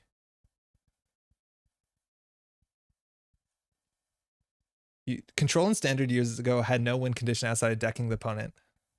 Conduit's coming in. It's a Turnpike. They can tank through this. We can consider purging, by the way, with Jeeves. We actually probably should have considered that last turn. Oh, we didn't hit the MCA. That's really silly. I'm a mess here. It's Trace 5. So if this goes through, they lose a credit, we gain a credit. So we can make a Trace 3, but then we're spending 2 credits to make them lose 1. I don't know. I feel like 5 is bad enough. Most board gamers I know have at least one miniature game they regret buying during their acquisition. I'm with you. Give me the standees. Give me the standees. I'm not going to paint them. Like, they're going to look stupid not painted. Just give me the thing that looks okay. They trashed the Spin Doctor for free. Not bad. Oh, they're going tag me. This seems acceptable. Especially with Jeeves, like we can value purge this. We're actually getting credits every time they go through this. Like this is still a swing on credits. I think last click they'll hit the Fermenter. They're seeing 2 new cards here because the Conduit plus the fact that they trashed. They don't have enough credits for Bologna, which is kind of cool. Mind you, Freedom can trash agendas. No, actually can't because there's no res cost, play cost. And they didn't purge. They clicked for credit instead of hitting this, which I think is kind of surprising. They know the top 2 cards of the deck. I think we can afford the Daily Business Show here. We'll shuffle the deck anyways with Maryland, so it doesn't matter what they've seen. So I think we're just going to purge for 4, and then we can ice up R&D so they can't just yellow us. Unfortunately, we're not clicking this, but what can you do? I get the table appeal or whatever, but that's so offset by me by the added setup and teardown time. It's really hard to store this stuff. Like, trying to put all the standees away in the Mansion of Madness box, and then they're meant to have like giant plastic. I don't know. Like, I'm not painting them. I know some people are excited about that, but like, I don't get it. Oh, they were tagged. We could have exchanged. I don't think we want to. Amani Sanai is actually quite nice. I think we have enough money that we don't need the other one. So we definitely want to be hitting things on the table. So I'm going to hit this for sure. Scoring this out with a click left is potentially quite mean. This on a new remote. We could ice something up. We have double Jeeves. I feel like they might consider trashing this. Their money's not great. We can score out from hand next turn too, which is kind of nice. You can just gain a credit. This seems like a good server. Macrophage is actually really good. IP block is good enough. They don't have breakers now. I'll just click for credit. I wish Skytier was just poker chips and cards. You can make it that. There's no reason why you can't make it that. Kyle, for what it's worth, when we play, we don't play with any of the minions because the minions are nonsense. We just play with colored dice, and it's like, oh, we're gonna money that. That's ugly. And I think it's the right play. Like that, we don't use the minions. It's such a mess because they're not colored and they're not obvious. What it's not great. Pretty sure we can score this out. This is gonna be really ugly for them. Tomorrow's headline: Amani Sanai, Trace 3. Interestingly enough, we could actually just trash this, which might be better. Choose the target for Amani Sanai because they're tagged and we have 2 clicks left. So we could exchange this for that, which I think is fair. I think we'll still Amani this. Actually, we probably want to Amani the Fermenter. Shoot their money. I think we're going to trash their money. No, we should jam the Beal on the table. So we'll return them. This is... No, we can do both. So it's either we install the Beal or we exchange. I think we're going to exchange here. The Beal doesn't win next turn. We can do both. We can score the Beal and exchange. Oh, they just conceded. Hey, good game. Hey, thanks for the game. Yeah, that's pretty rough. I feel like they could have controlled the board a bit. Hard-hitting news, I meant? Did they run? I don't think they ran. No, they didn't run. We can't hard-hitting news. But yeah, that's generally a bad matchup if they stick like their console and an imp and they trash most things for free and then they get credits off of like, I don't think Acacia, but something else. But I feel like they did fall into the hard-hitting news. They could have potentially hit the Fermenter. Yeah. But yeah, we got away with it. We got away. We had a really good start though, like double, we drew into all our punishment, double hard-hitting news, and we had 2 Rashidas early. The Kickstarter below Plastic Mountain stuff seems like it would be way more fun at Board Game Cafe where someone painted and set it up for you. I hear you. And I think actually one thing that's been way more endearing for me is like wooden pieces with like a bit of screen painting, right? Like the root miniatures, I think are so much more appealing to me than like realistic plastic miniatures or like the horses in Long Shot, like any of that stuff, which I feel like is more fun to touch anyways. Like wood is good. It rhymes. Yeah. Or just play it on TDS. Yeah, that gets around it. Actually, here, this is the cool thing I want to point out because I just learned about this today. So I've been getting to Lord of the Rings, the card game. Mind you, if you're offloading some parts of the collection, let me know. It's really hard to find stuff. But if you want to get into Lord of the Rings, the card game, it's an FFG thing. They're re-releasing it. So there's a new revised core set, which is really nice. You get 3 of every card. It's like what they're doing in Arkham. And they're re-releasing cycles as 2 boxes, which is really good. Like Arkham now. It's easier to get back into. But the thing that's really impressive is this website, dragoncards.com. Dragon spelled like this in the top left corner. Somebody who I watched on YouTube making like explanation content of like timing windows in what's it called, in Lord of the Rings, the card game, made this during the pandemic. And this lets you play Lord of the Rings online, any content, import any deck, multi-hand with people. You just send them an invite link. It is kind of incredible. It's kind of really good. And it looks like JNet, but it actually has some interesting ways. The way that you play it is like closer to Octagon, where everything's like shortcut based. So like to deal shadow cards is Shift S, and like you kind of have to learn how that works. But there's some really cool things that it does that JNet I think maybe could imitate to some extent. Like if you want to put counters on a card, you hover over the card and then you hit the button, and then mind you, it's very shortcut heavy, so it's a bit more obtuse.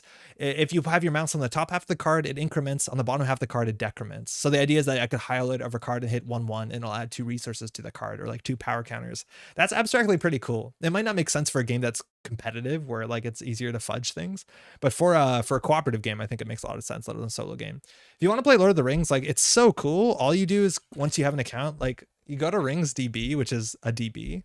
You can go to any deck. C-Stan is a beast. Yeah, Cactus. I think you know it's good now.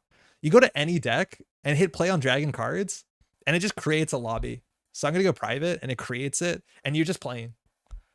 Give it a second. The deck should load. It says it's loading back here. This usually works. And then you can just load any quest, and then you're off to the races. Like it's so cool. It's so usable. There's like a pretty robust timing structure to this game. I don't know why the deck didn't load. That's never not worked for me before. But it's kind of really, really, really cool that you just go to, oh, I guess because the deck didn't load. Maybe that's on me. This happens on Firefox. Strong vassal energy from this? I'm not sure what that means. Play through the tutorial? Of what? Rings? Is there a tutorial on the front page? Because I watched his tutorials on YouTube. Yeah, this didn't load. If that worked, like, and this is a problem I have even on Arkham DB or any other DBs, where the deck doesn't load. But if you hit that button, you're good to go. It's super cool. If you want to try this game out, this is a nice way to do it. It's not as easy in person, but if you want to play like on web, it's fantastic. Hey Yakuza, cool deck list. How's it going? Did you bring that piece of bread to an event? Because I'm pretty sure it's an legal thing. Oh, there is a tutorial button on dragon cards. Oh yeah, okay, it's right there. Oh, this just opens a YouTube video. Okay, well, yeah, the updated one. Just watch this, March 2nd. Like, this has all been coming out recently. It's really cool.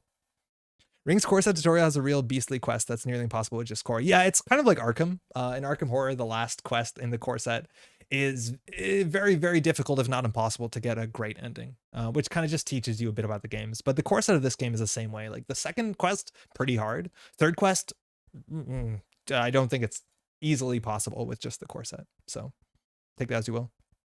Apparently you met my buddy Guillermo at BCom. This is Macaroni. All right.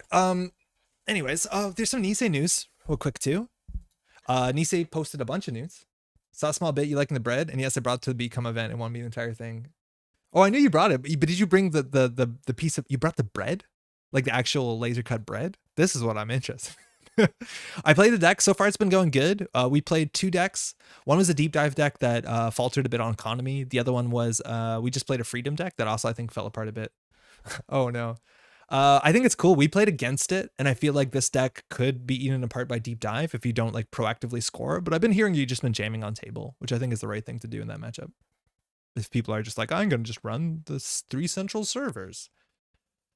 Okay, a couple things. Firstly, there's an interview with Internet, who is I think organizing the New York scene. I haven't read through this yet, but do check that out.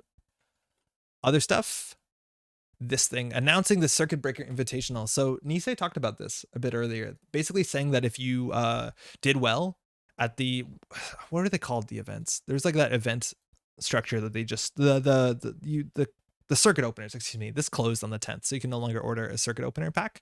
But they're basically interesting things from this article is that they said that not only can you win a circuit opener to get invitational to the Circuit Breaker Invitational in November, but you can also win a store championship, if I'm not mistaken.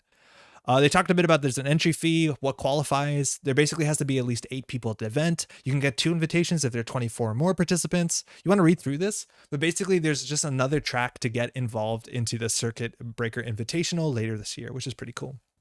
They also mentioned that the prize to be able to design a card is now only going to be exclusive to Winning Worlds, just because that's a lot of effort. And I believe it. That's probably a better way to spend resources, is not doing that with, because there's a lot of cards. There's like all the national winners. There's a lot of stuff still in the pipe. But that's going to be a thing. They also want to announce, this is the cool thing though, reigning champion cards. The first event to utilize this will be the 2022 Intercontinentals and the 2022 Circuit Breaker Invitational. Basically, as your reward, you won't be able to make a new card, but you'll be able to receive print, and they'll basically commission, print and ship an altered version of a card with your likeness on it, which is pretty cool. That's actually really, really, really quite cool to have something bespoke with your face on it. Is, I think, actually a very, very legitimately cool prize. So that's going to be happening later this year. Speaking of Yakuza, that's the Hakara 1.0. This is cool. So check this out. I didn't bring the actual bread. Wasn't even planning on playing originally. I lasered the bread afterwards as secret deck of the week tech. It's very effective. See you later, Circuit Breaker. There's something to do here with some From Software stuff. I don't know what this is. From my Armored Core. Keep your nerd shit out of my Cyberpunk card game. Oh yeah, this is Orbital. Fantastic. Okay, cool. I think there was another Nisei article. I'm not sure what it was. I don't think it's just altered. I think your art gets put on an actual card. Yeah, no, for sure. Your likeness gets on an actual card.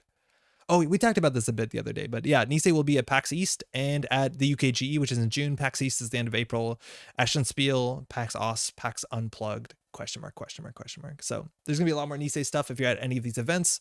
Look, some people playing Too Many Bones. How cool. So check it out. And NYC Tourney? Yo, Dave, how's it going? I don't know if internet specifically is talking about an upcoming tournament, but they were somebody who is a tournament organizer for New York City. So I'm not actually sure about the New York City meta, but Dave, if you're looking for organized play at New York City, just jump into like a green level clearance, ask around. There's definitely a lot of people, even in this chat, who might be from NYC. First bread ever. I did do the legendary Koss Byroid though, a 2-pound cheese ID. First bread Eve Laser, did you make cool bread designs? There's a Byroid 2-pound cheese ID? Dang. Okay. I don't know what to do today. I think I wanted to play some like Wayland horizontal, some Gagarin. Have any player won worlds multiple times? Yes. I think only one. Dandor Genio won worlds back to back 2 years in a row, if I'm not mistaken. 2014-15 or 15-16. There's a lot of players that have like won worlds and then have come very close to winning worlds, so like top 8, top 16, top 4. But I think Dandor Genio is the only player to have won worlds twice. Yo, Dean, how's it going, man?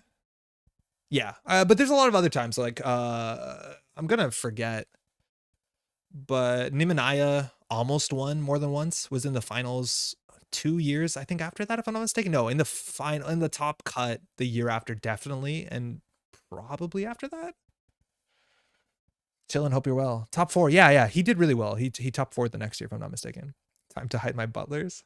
But I think that's the only. But there's a lot of like representation of people I've almost won for a long time coming. Like there's a lot of top 16s where you see the same players years after years, which is good. Don't worry, I know where to find them. All right, I want to know what's good for like store champ season. We saw Wayland going pretty well over the last bit. This is another this is a narco list actually, excuse me. Because was that the only other player playing Gagarin at BCom? Not Zwerin, he won the once and never competed again. Yeah, Zwerin has won, actually I think Zwerin has a unique title of winning multiple world champions for different FFG games, but not for Netrunner, because as Zwerin was like sweeping for a while. I think he won a couple games in a row, years in a row, but after that he, I don't think, no longer competed because he started working for FFG, if I'm not mistaken. I might be mistaken, but I know he won probably X-Wing. He won Netrunner year 1, if I'm not mistaken. Yeah, he actually got hired by FFG. Yeah, I think he works for FFG. Is he working on Arkham now, right? Game of Thrones? Oh, he won Game of Thrones too. Shit. Okay. Yeah, wildly different games, but hey, card games are card games. Take your deck, generate value, something, something. I don't know. Who's working on with MJ? There's 2 people working on the front of Arkham Horror. Is it Swerin? I should know this. It's MJ and then someone who seems a bit more like on the analytical, like number efficiency side of it. I thought it was Zwerin for a second. Maybe it's not. Excuse me, I should have known this. It's in my backyard. Can you yell at my window? Oh, at the Game Center? I ordered some stuff from the Game Center today. They shipped to Canada, which is cool. Leader Games is also in Minnesota? I don't know that. All right. The night before the main event of BCom, I was panicking that I picked the wrong deck. The Urban Renewal as of Gagarin was shit. I was regretting not bringing CTM with me. Q1A, I'm worrying. Why don't you cut the Urban Renewals and play 3 hedge funds? The problem is I'm excited to play the Urban Renewals. This sort of deck has Reconstruction, Contract, and Dedication. It goes fast. It goes wide. It is. Zwerin is the co-lead. Okay, Leonard. Perfect. I thought so. I feel better about that. Yeah. It's MJ and Zwerin. St. Paul, baby.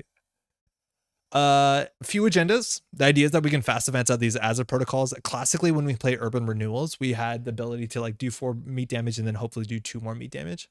I don't think it's that impactful. Again, I've had worse things like Anakam are really hard, but at the end of the day, we still have a hard-hitting news economic warfare package. Urban Renewals kind of force runs, which are nice. We have Malia. They're like, this looks like it's just probably pretty potent.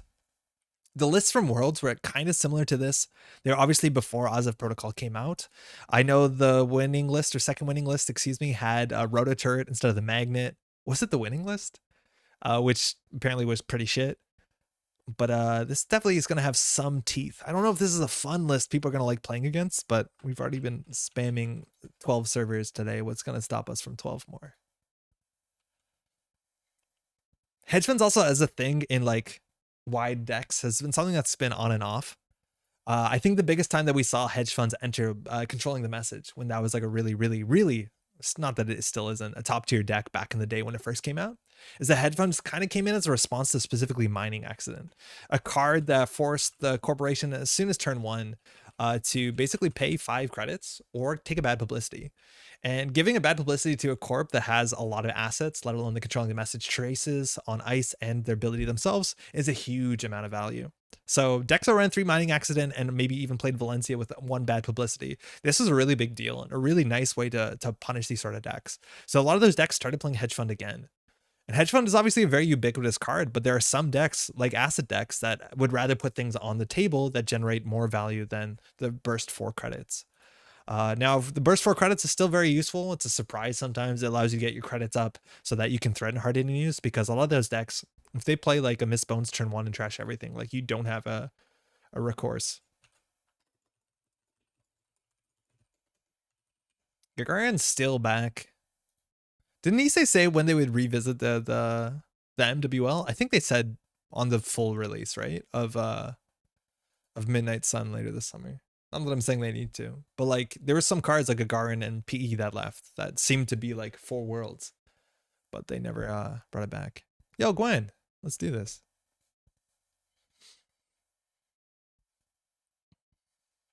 All right, Zaya can get credits, can be aggressive, is a criminal, so we do care about icing up HQ to some extent. Falsified could be a problem. Opening hand's actually pretty good. We have a Miss Bones tech. We don't have ice for the for HQ, so like maybe we get diverted, but that's why hedge funds also a really good start. There's so many hats.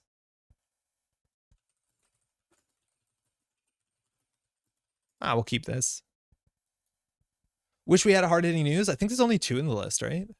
I'm just gonna move this over here. Yeah, there's only 2 and a consult, so it's not always you get it. Actually, this hand's like Malia hedge fund is the good part of it. Rikoko on the table turn 1 is not amazing. Oh, now they have a dedication. We actually could like install dedicate, but I think we'll set that up for next turn. So we do have a chance to score out with a token as soon as turn 1. So we're just gonna do this, dump 2 on the table. New remote server. The Alice in here is a bit dodgy. Zaya could jailbreak turn 1, but a lot of times they'll, I don't know if we kept, maybe they won't go HQ. We just need to keep this button ready because as soon as they drop a Miss Bones, we Malia it away. Oh, wow. Okay, that's actually quite aggressive. That makes sense, though. Got the 1 of above the log. Good to see that. They're going to get 3 credits back, so this actually gains them a credit. Normally, like Maker's Eye, it can be a bit dodgy. Some of these decks, too, would run like a SDS drone deployment, so a lot of times you'd prioritize getting just down like a Rozeki or a Leech or something, but this is not that sort of list. Zai gaining 3. That's pretty immense. All right, Rikoko there. They pay 1 to access 4 to trash. They could consider it. Leaving it. And there's sure gamble. Okay, cool. So they're checking 1. Top of the deck is a hard hitting news. Good to know. So I think we're just going to score out this. We could get them down to 9 credits, and then hard hitting news not good enough. So new remote. Res. This gives us access to anything. Advance. Advance. Money's not great, but we do have a counter. So at any point, I think at this point we're set up to do economic warfare into hard hitting news. But we're playing out the top of the deck, which doesn't seem great. Like we can get locked. We have 3 economic. Okay. We also can use this for a tag punishment. I think we have 1 high profile target. That's it. So that's all our tag punishment, really. Nothing else. That's kind of wild. It's Amalia. That goes down for 4 credits. That's generally good enough. 3 for trash, 1 for access. It's worth knowing that his Gagarin Deep Space ability to pay an extra credit to access a card, that's an additional cost, right? So if Bunny ever like sees a server with like a bunch of upgrades, she doesn't have to access everything. She can just say like, I don't want to, because you're never forced to pay additional costs in this game.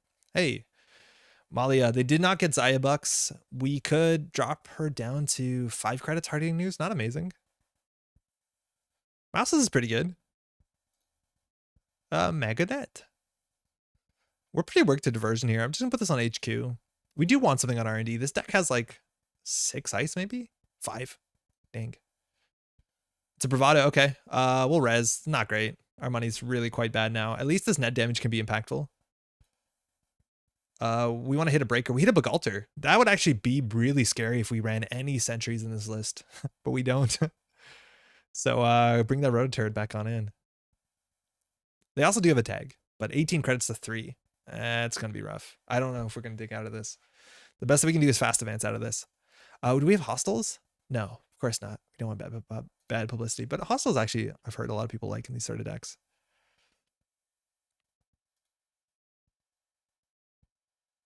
Yeah, I don't know what to do. We haven't seen any inside jobs. We haven't seen any boomerang. So I don't love scoring really aggressively. Yeah, this seems really quite ugly. Like, what do we do here?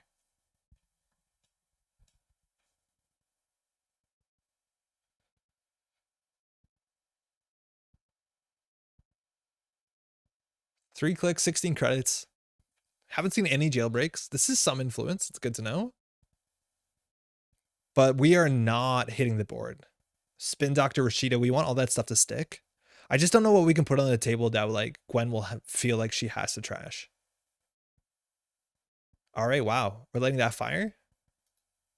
Hitting the Unity, okay, that's getting a bit more ugly. Now this magnet actually has fewer and fewer solutions. They're going to see two cards here. Economic and Azef. Stealing the Azef. Technically not a game point. John, have you ever played the full version of Cthulhu Wars? No, never. I don't know anyone who's owned it, and it's obviously quite expensive. But like, yeah, I don't even know if I've sat down to play board games with like 6 people at once or whatever that game supports. Maybe 6 is a lot.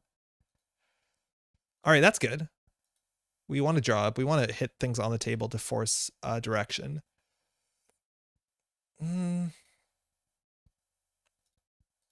Just make this a bit awkward. I think I'd be interested. I've heard good things about it. It seems like pretty silly. We have no real 3-pointers. Yeah, so she's going to need 2 more accesses unless there's a mad dash in this list.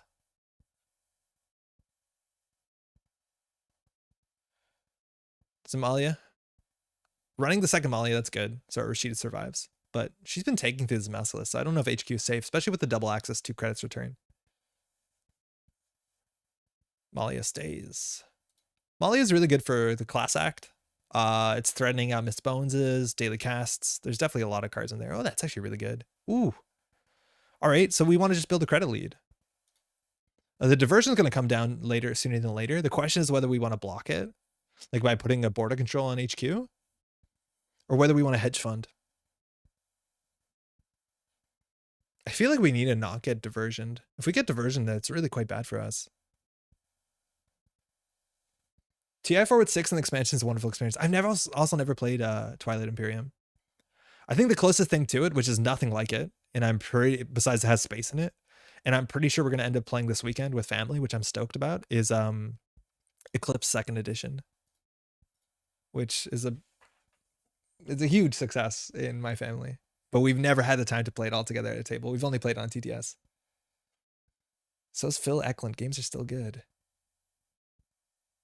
Sandy Peterson's politics are pretty dodge. I don't know who this is. Is Sandy Peterson? Oh, is that the Cthulhu person? I know specifically when you open up like, what's it called? 2nd edition of Pax Pamir. I'm not sure who did that.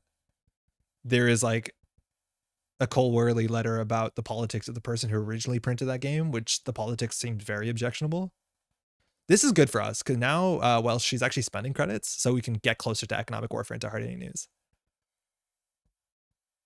But we have nothing great sticking on the table. Staying at 9, like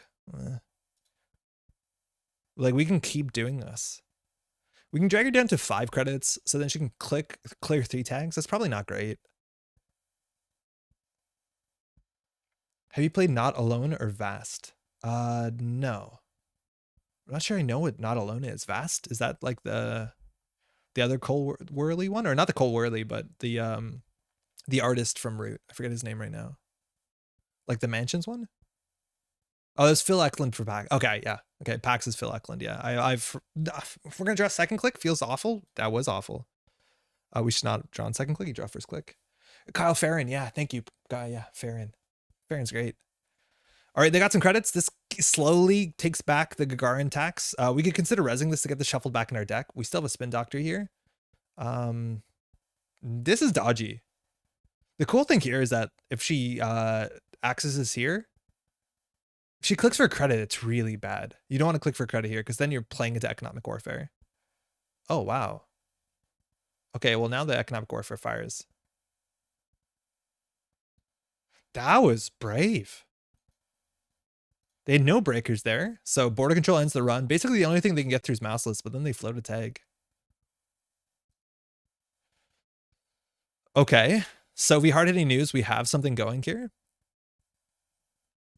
I think we will. We can't economic warfare. Not that we really want to for 1 credit, but they lose 4 credits of Fable. So if they have anything less than 4 credits, it's a blank card.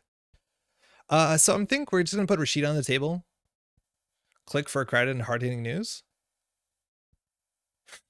If they won fewer credits, we could consider going for the lethal with Azef.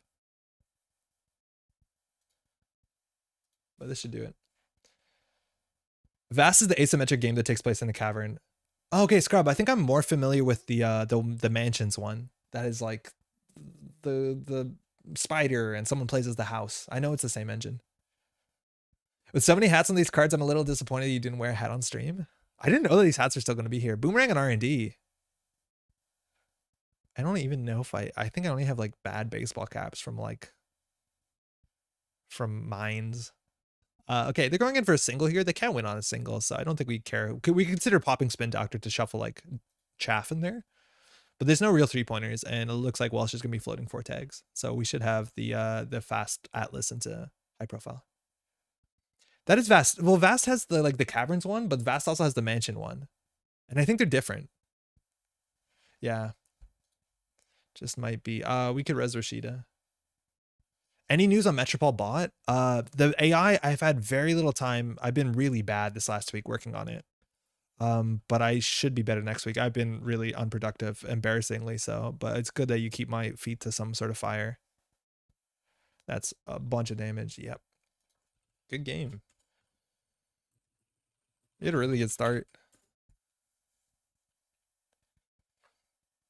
They actually can be interchanged. How's it going, plumbing? Vast that is. You can use the pieces from one and play in the other with slight rules adjustments. That's what I thought. Like, I'm more familiar with the mansion one because it seemed like more fun theme for me. I know it's like a very asymmetric game. Yeah. Your econ start was sick. I have mansion. It's legit. I've been wanting caverns to add some more variety. Oh, super cool. Random musing. I wonder how different this game would be if they weren't allowed to play same named operation events in a turn. Like you couldn't hard hitting, or sorry, economic. Was trashing the Jeeves a wrong move? I think so, yeah. I think so, yeah. You might want to wait until I res it. It wasn't really threatening anything on the table. The Maryland, though, 100% right. Keep my money down.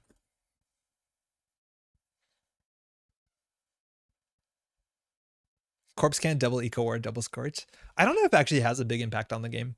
Like it just stops people from like double bioticing. I think the only few operations that you do that in the game are like double seamless potentially, double economic, double biotic. There's not that many other ones that I feel like you'd play the same operation twice in a turn.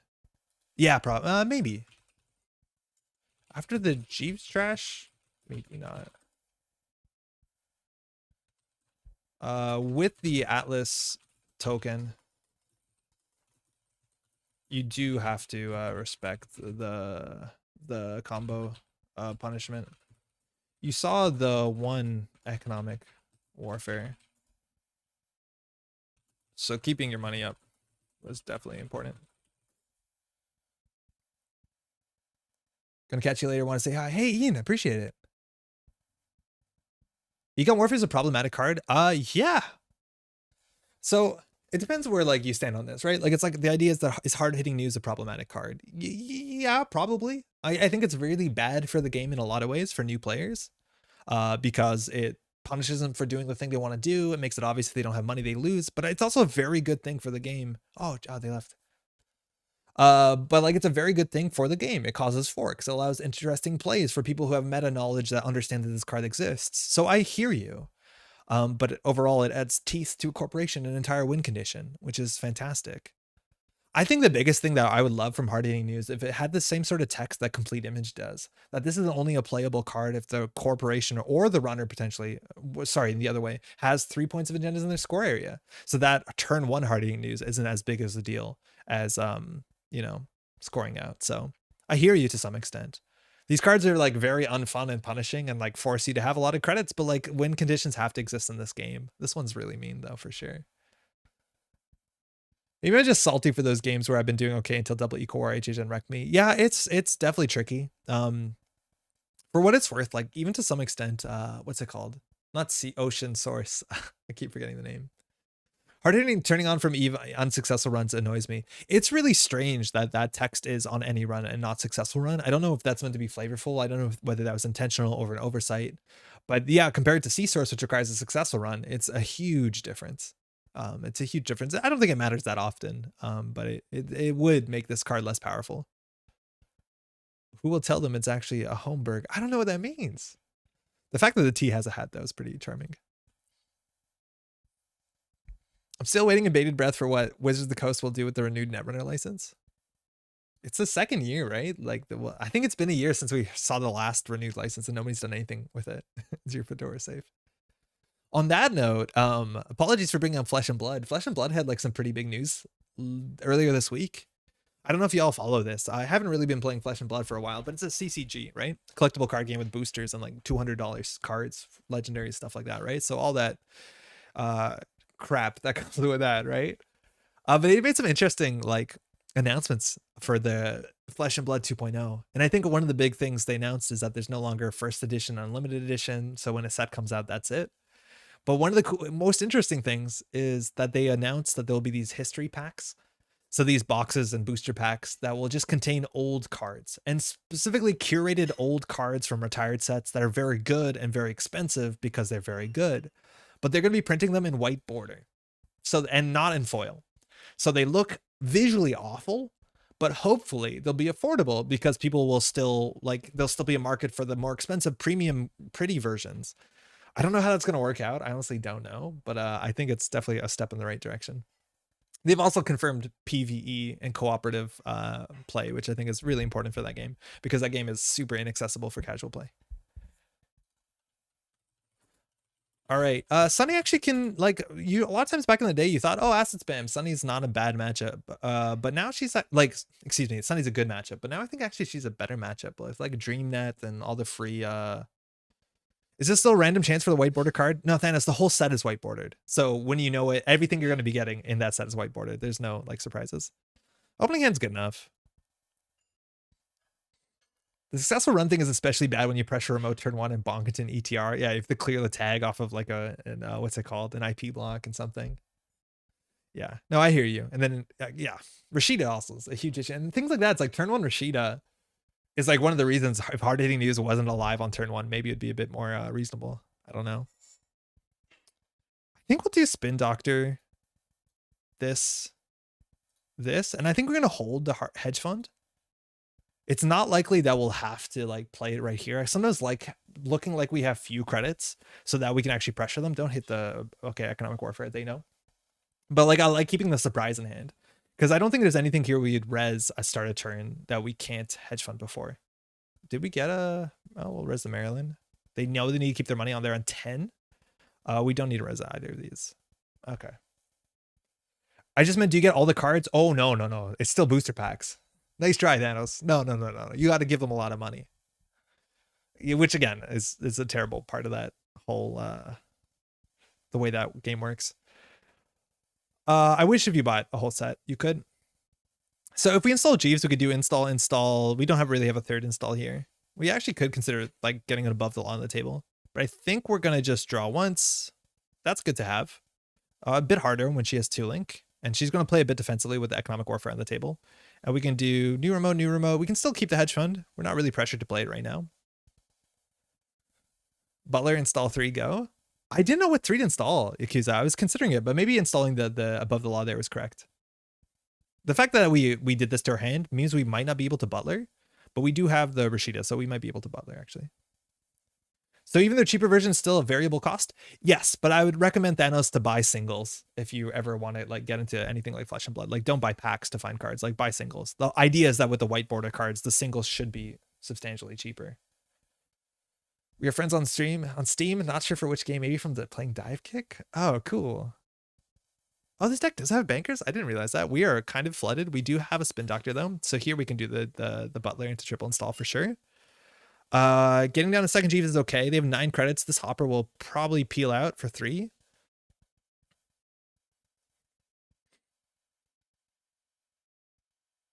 I'm okay living a bit dangerously here.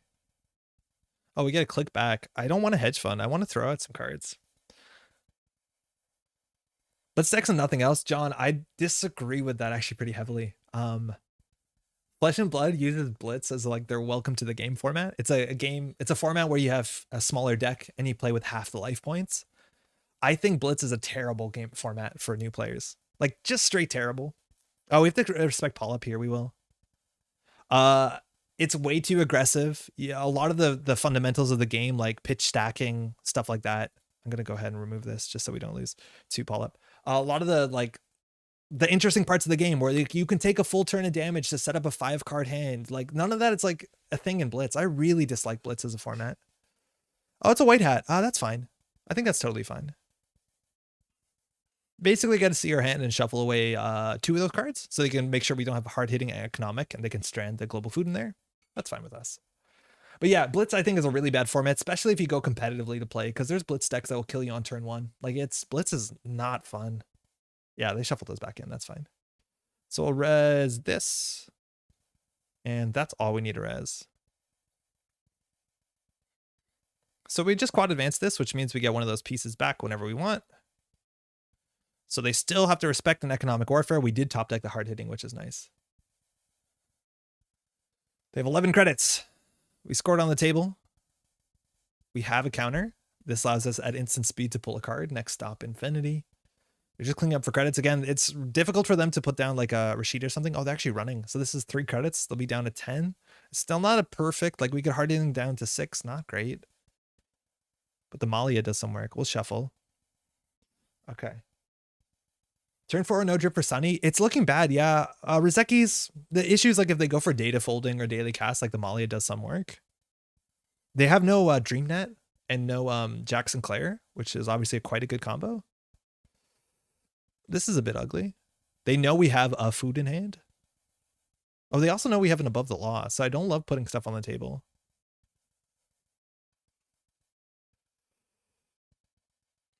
This is really ugly. I'm going to click for a credit here just because I don't want to go down to 4 cards in hand, 3 of which are agendas. But like, ew. We have no dredge work. We have 2 more spin docks to get to. There's a data folding. I think we will blank that. But we don't have to do it now. Oh yeah, that's a bit better. Oh yeah, Rococo's in this deck. So we can triple install.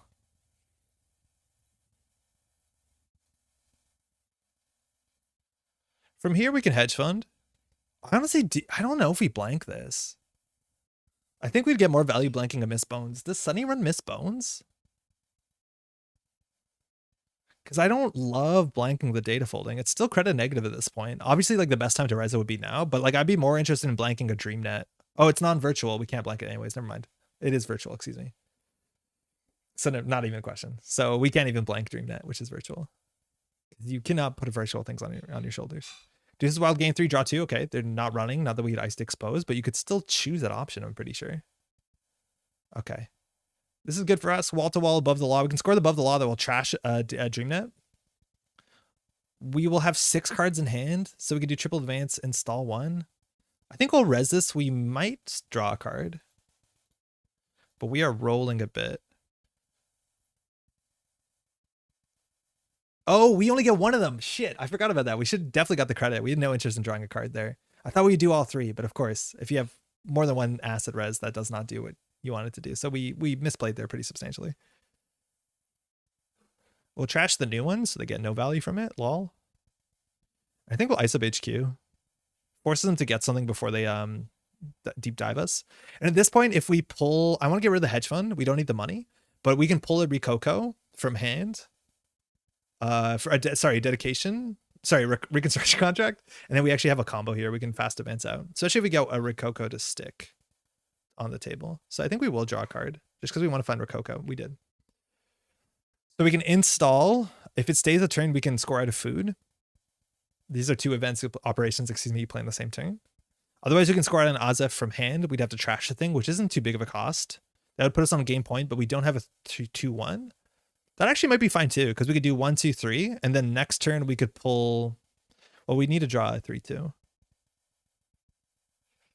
I don't know what we do here. I think we do just play this. We also could consider just like tempo hardening news so they have no money. Do we score? I don't think we score ASF. White hat actually is pretty mean, but we have more credits.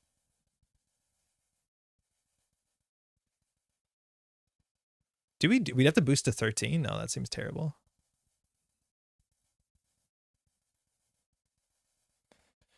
Not great, but hopefully we can win next turn. I don't think a lot of people are expecting you to... Yeah, there you go. You got it. I don't think a lot of people are expecting you to score a 5-3 from hand. Maybe we should have thrown hardening news there, actually. So we res this, put this on the table. Dedicate it. Dedicate it. Shove it on over. Score. Good game. Yeah, I'm not sure if they just they didn't draw perfectly well. Their drip showed up pretty slow. We actually made more credits on them, which I'm a bit surprised by. But they have a lot of actually like ways to make credit positive runs, right? Like things like what is the one with the face on it? I never remember the name of cards when I need to. What is the one with the face on it? That one, DreamNet. DreamNet's so good and Sunny. DreamNet Jackson Clare start a turn, make a run, draw a card, gain a credit. Oh my god. But yeah, this seemed a bit rude. I don't know if people like playing against this, whether people like watching these sort of decks, like these sort of like prison hardening new stuff. I doubt it. It's also something that a lot of times like doesn't make particularly interesting games from a viewership standpoint, if you ask me, just because like if someone just misplays and then you're like, oh, I win economic warfare to hard hitting, like I don't know if that's the sort of Netrunner you want to see. You can let me know for sure.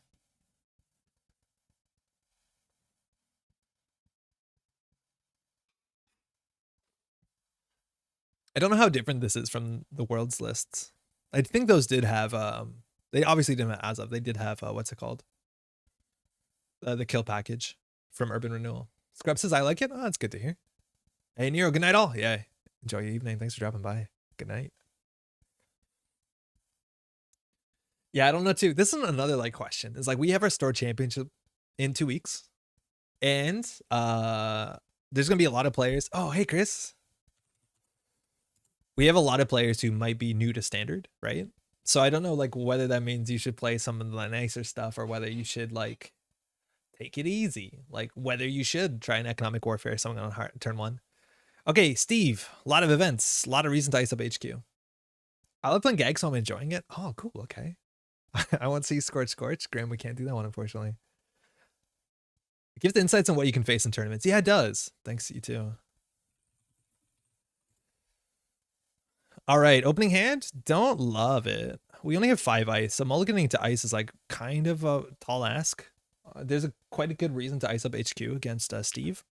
We haven't been diverted so far, but Steve is probably running them. Luckily, we have Wasted Duck. Molly is so good because we're expecting a misbone. So I think we're going to get that out on the table. I think we have to put this on HQ just so we don't get Steve ability plus everything else. And the question is whether we jam a Maryland or whether we jam a hedge fund.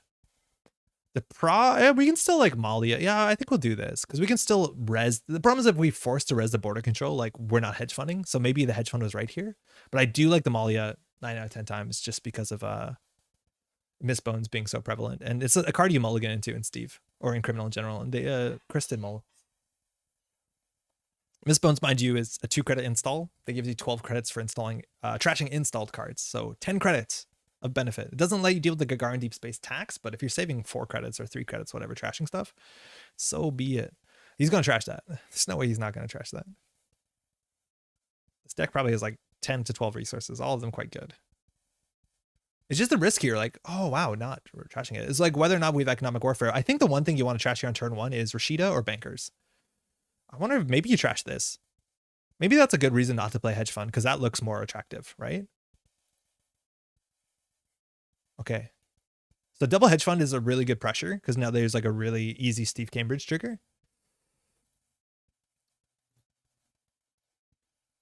But this will have some impact on the game. So I'm going to do new remote and we will hedge fund out here. So now there's a big credit differential. So there's a lot more that Chris has to respect. Again, we didn't draw that much. We didn't get a Rashida off. We didn't got a Spin Doctor. This deck has no daily business shows too, which I think is something that's always pretty good in these sort of decks. Boomerang into Doof. We could trade a border control for the doof and the double dirty laundry. I think we will do exactly that. We're just going to go ahead and end the run. Not amazing. We can cycle that back with Spin Doctor, but that's obviously a pretty big swing. The doofs are really big. We also got the boomerang in the bin, but the doofs are really quite big. We have another one here because eventually they could pull 2 doofs back, right? That seemed quite good. Okay. We want to get these 2 down. We can definitely draw once here. I think another bankers is better than this. We got to make sure that they're not getting Steve value every turn.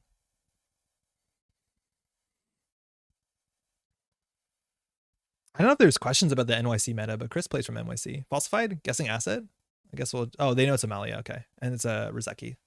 We're going to get 6 credits at the top. If every turn, they can get 1 at the top of theirs. We do have the hard-hitting news. Not ideal. Yeah. I drew okay, I guess. Okay, we want to get this on the table to just draw cards. The credits are kind of sorted. Malia is going to keep Chris down. Chris hasn't been drawing a lot. And again, like Earthrise Hotel, what's it called? Is also in here. Class Act. You can get these down too. Again, I don't think the Maryland's super important. I'm not sure like how we score this. Do we? I guess we could fast advance this. But like it's really hard to play any resource now with Amalia. Like I think we do blank the Earthrise. We just don't have to decide to do it now.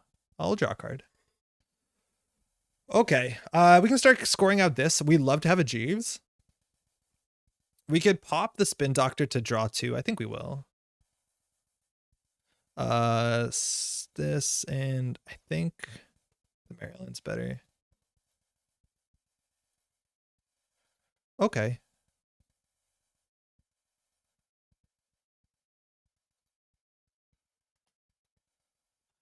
I think we will blank that. I don't want them to have card draw. The problem is like they might just jam and miss bones here, which I think we're okay with, right? Like we have economic hard hitting. If they start running with miss bones, so be it.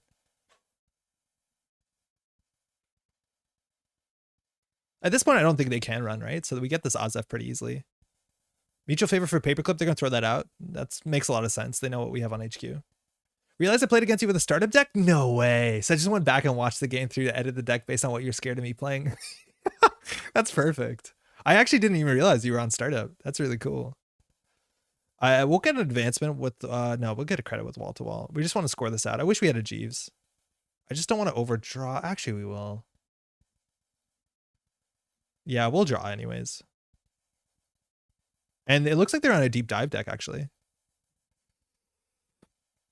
Okay, 7 cards is enough. Triple advance on this doesn't really do much.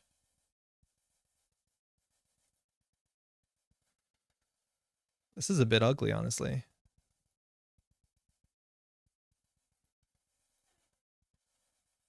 I don't like this. I thought I would like this. I thought we'd get a Jeeves by now, but there's only 2 in the list.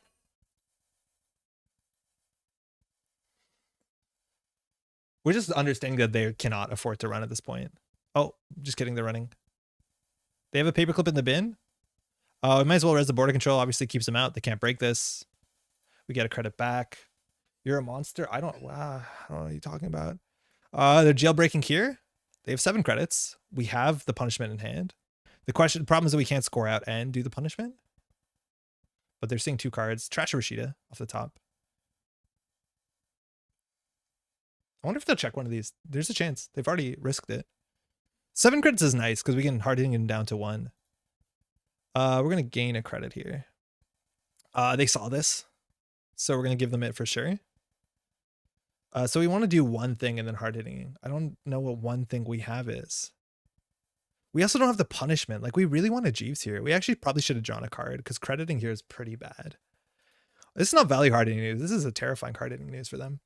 Is it just never worth it for the runner to trash any unprotected asset? There's a lot that it is worth. The issue is that Chris's economy is like really quite bad.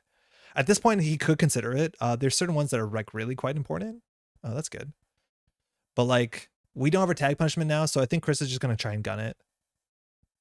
We have 1 card in our deck and could draw into our tag punishment, which is consulting. So we have 2 and 28 that could end the game. We can't quad advance the Atlas, which is unfortunate. We will draw up with wall to wall. Maryland shuffle.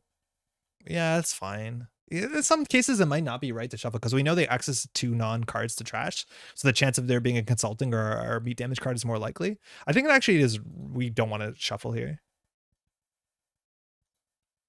Okay, it was an Audacity. Interesting. Bankers should be not there, but it's too late though. Like at this point, when we're on 40, you don't trash bankers. But earlier, they probably could have risked it. I just don't know if they saw that we had this or not. Okay, we'll guess score the... I don't know.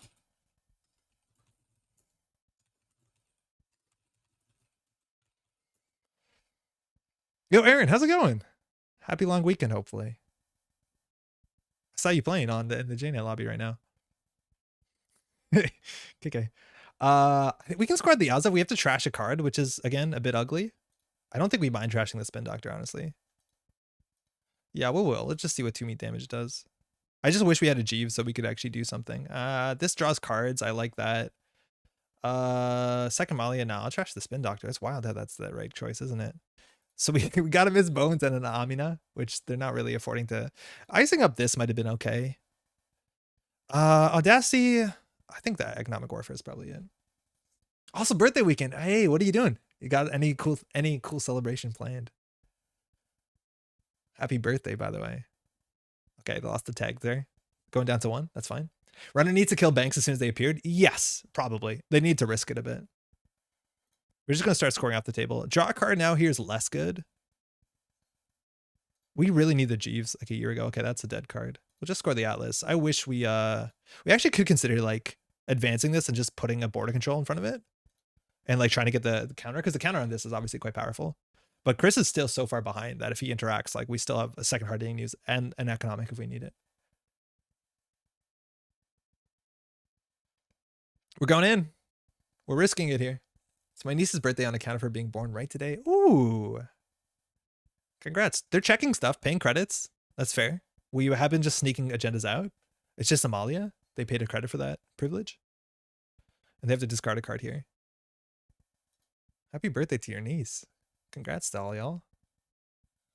It's a revolver. Okay, no breakers. That's fine.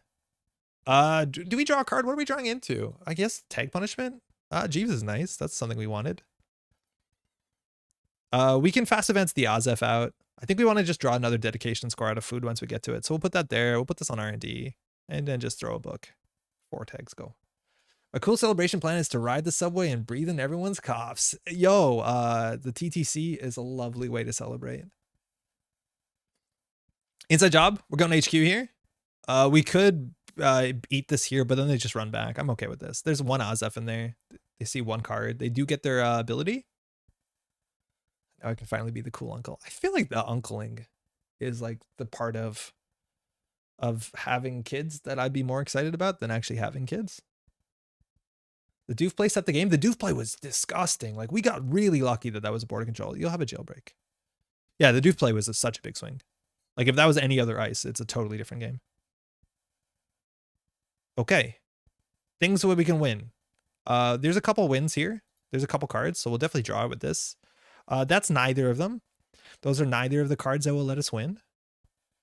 A second ice on one of these is pretty good because then it eats inside job into single access off of R&D or HQ. I feel like we're controlling HQ here. We can a single draw into consulting or the actual high profile target. Oh, we win. Good game. That border control into diversion was the decider, eh? Yeah, that was pretty wild.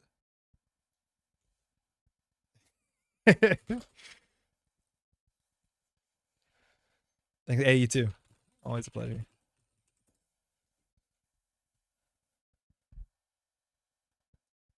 Chris is a really nice person. We do some flesh and blood stuff in our Discord server. Now I can finally be doing well tonight. Are we? Yeah, I guess we are. big-MaxX. You know, I think that's actually a good idea. I don't know if someone has like a modern big-MaxX list, but I'm like pretty tempted to just take the world's list and add like 2 light to fire. I'm not convinced like this Gagarin is like top tier. First Swiss, third final. Okay, extra C has done all the work for us. I see that living in quarantine for so long has turned Andre evil as he's playing Gagno. Yo, we got a store championship. We gotta win it. So yeah, we've kind of, our goatee is in the working. This looks like what we want. This is all the good stuff. 60 cards, so like pretty good. 2 overclock, 3 moshing, a mad dash. This seems exactly what we want. We have to have 0 effort. Extra C did all of the efforts. Have you won store championships before? I have definitely won store championships before. Multiple in a season even. But I think store championships are like relatively casual. There's, I think, more players than not in Montreal have won a store championship. At least the classic players back in the day, where we used to have like 8 store championships in a season. Even 8 sometimes is a low number. I have not like won an event in a long time because I've largely stopped like playing competitively. Like the last regionals I didn't play, we filmed it and streamed it. Like that's kind of been my angle and stuff, which is, you know, less stress. big-MaxX versus Rotato. Runner deck. Big Modern Max. All right, our ice suite is one of 3 paper, 3 of everything. Yeah, 2 Amakua, 2 Rizeki, 3 Rizeki, sorry, 2 Stargate. We have a Nias Maw, which I'm still have never seen a Nias do work in any of these lists. So we saw Worlds, but they're still here, so they're probably doing something. I feel like Maw is good enough, but who knows? I've not won an SC, not even Appleton, Wisconsin. How many store championships are there, Grim? Maybe that's a hard fight. That sounds like a hard fight. I don't know. The Appleton scene is a thing. Back in the heyday, like there used to be like 8, 9 store championships, like an absurd amount of store championships, to the point where like it was like somebody who already won a store championship would start playing more casual decks. And like that, I think, was such a cool thing where there were so many events. It'd be like, oh, I already won the first one, so I'm just going to play casually. So then like it gave abstractly more room for other people to swim to the top. 4 people there, 1 was Spags. Oh, that's not going to be easy. I got the Aeneas from my version for Mad Dash, I think. You have influence left over though, right? Did you do anything with that? Mad Dash is good. It's obviously good with Light the Fire as well. It got even better. This list does run 2 Stargates. It doesn't have Falsified, right? That's too much influence for a single card. Where is our list? Where's our list? Big Lad and his 3 small boys. Yeah, so we have a single Mad Dash. 3 Laborites. Yeah, this seems good. Nothing over like 1 influence, which I love to see in big-MaxX decks where like you draw randomly. Wouldn't it feel more fulfilling to win if you knew other players were trying harder? Sort of, I guess. But back in the day, it was more about like getting that sweet, sweet prize support. But yeah, I hear you. I think that's why like regionals and like the events like that were like a bigger deal because everyone was giving it 110. But store championships were relatively casual. They were like not that different than GNKs. I feel like GNKs, like a lot of people would just be like, I'm trying a weird deck, or like this is untested. But store championships, I think, yeah, more than often than not, people would bring proper stuff. But I don't know. I have no idea what things are going to look like at the end of this month. Whether it's like, you know, people top decking or net decking like the best stuff, or you're going to see like Worlds type lists, or whether it's going to be like, oh, it's my first, you know, time playing Standard. What's a hard hitting news? I feel like it's going to be somewhere in the middle. I'm excited nonetheless. Even if we lose every single game, I'm excited. I think we also just got in our Midnight Sun booster packs, which we ordered from Make Playing Cards. Shout out to John, who did our big order. So we'll have those for the event, which is super exciting. I just e-transferred over some money today. What decks are you planning to run? Thanos, I have no idea. If you asked me right now, as you did, I would probably play big-MaxX and then something, I don't know, something with ganked in it, likely, because that's how I do. But I'm gonna ask around and talk to some people who play more competitively and be like, what do you think is good? She says, I feel like I've forgotten how to shuffle cards. It's on, like, I've still been playing a lot of card games, but like sitting down and playing Netrunner is a different thing. Like there's some suddenly like, wait, I'm holding stuff, like I don't know, like riding a bicycle to some extent, but it's definitely a very different feel when you suddenly have to like remember stuff and like remember your triggers. It'll be like riding a bicycle. Get Eric's opinion, lol. I think I will. I think I'll definitely poke Eric because I know he's been actually playing Netrunner recently and he knows what's good. I play CTM some Anarch like it's 2016. Yeah, CTM's interesting because CTM I think has obviously very good matchups. It has some very bad matchups. Like I feel like good players on this sort of max deck, that CTM deck should not win. We've seen it. The issue is like the sort of gameplay is like trash everything, don't score. Grinder's pretty good. Steve is then good. Yeah, I don't believe in Grinder that much. Like Grinder, I think those sort of like net damage archetypes are better if there's like more max. But I feel like Grinder is a lot more often than not, you're leaving it up to your skill of your opponent than you are leaving it to yourself. You know what I mean? Like it's a matchup where it's very easy for them to misplay.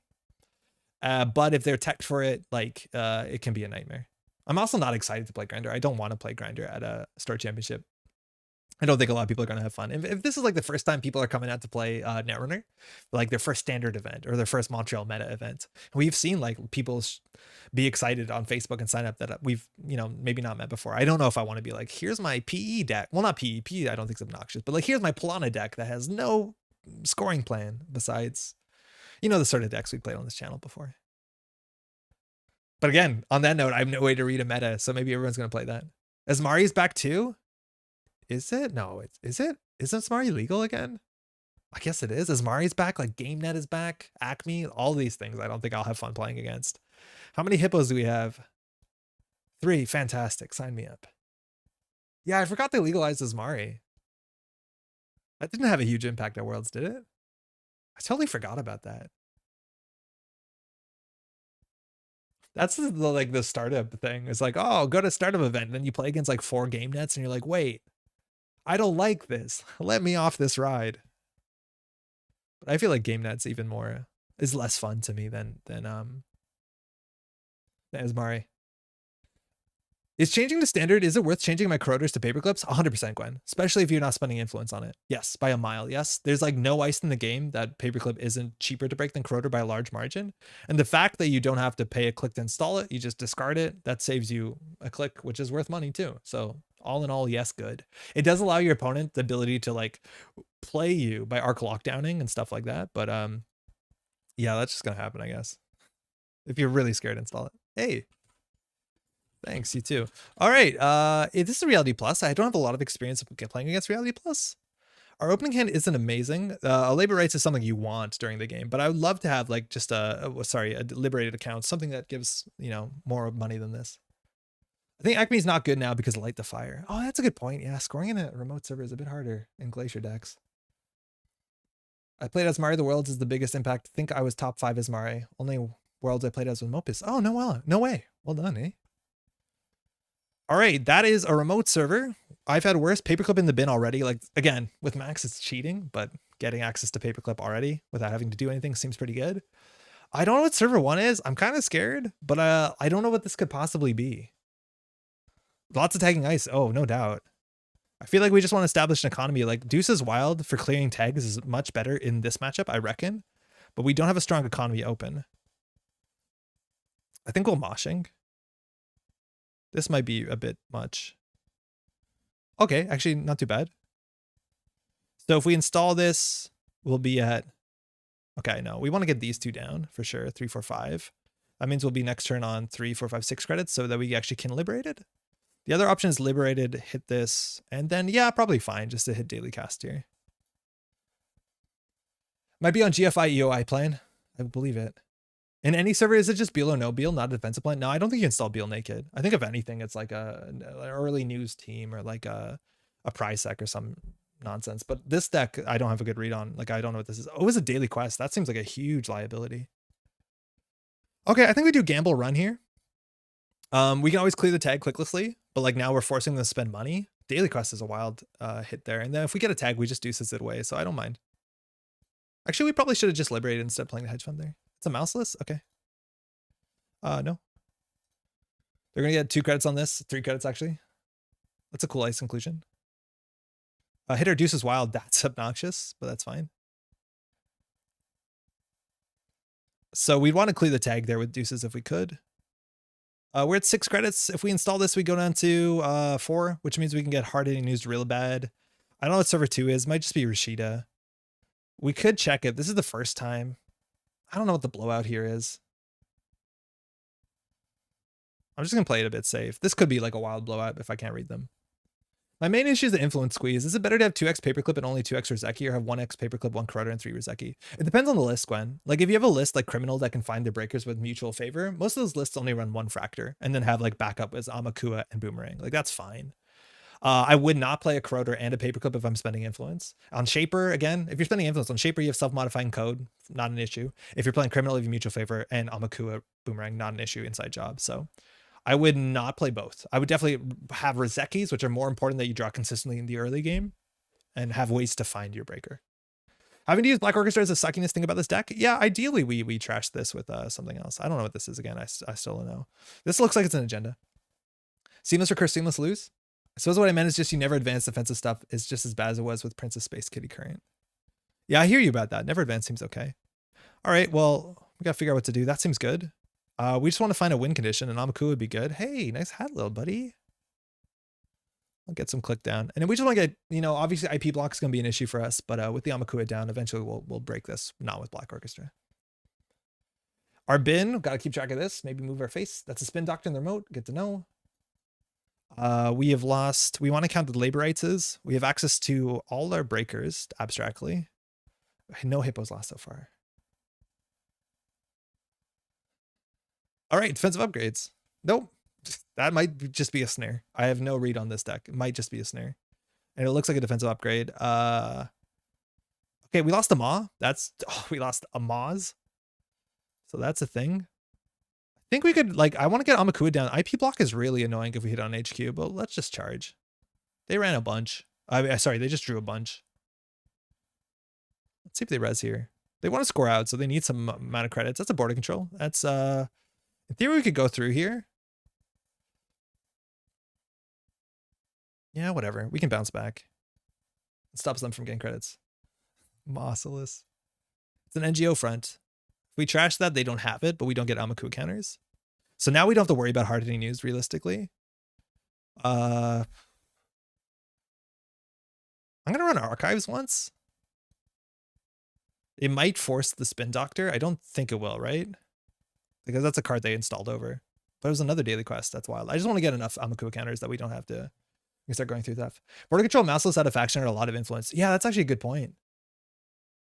Oh, they just res the gank. That can't have been correct. There's no way they want to res that. But we need to light the fire of this server. What are they ganking us into? Oh my god. If that's a sandbox, that's pretty ugly for us. Labor rates is good. Okay. If we see a Bologna, we can leave and we can mad dash. So I think we're just going to start hitting stuff. Hit R&D. IP block is the blowout here. They're trying to intimidate you. Tell me about it. It's working. Ah, shit. Every time. What do you do in this matchup? Do you just trash this? Excel, how's it going, by the way? Do you just trash your Amakua? Like, we can't deal with 3 IP block.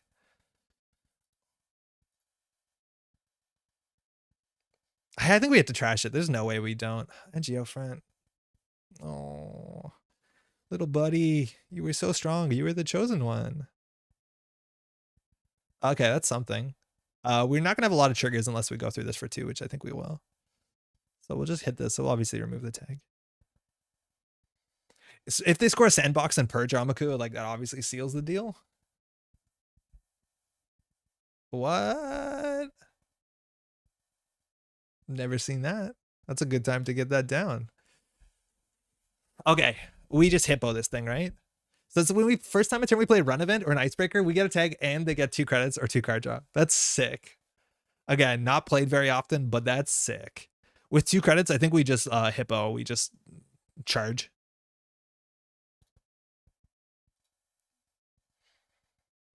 I think it's a misclick. I don't think it's a bluff.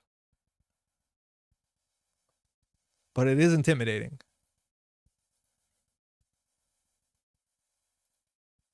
Shit. Oh, you hate to see it. You really hate to see it. Oh, that's no good. It's really ugly. I think we'll run the Spin Doctor. Unfortunately, we're running that after the IP block. After we trash the IP block, right?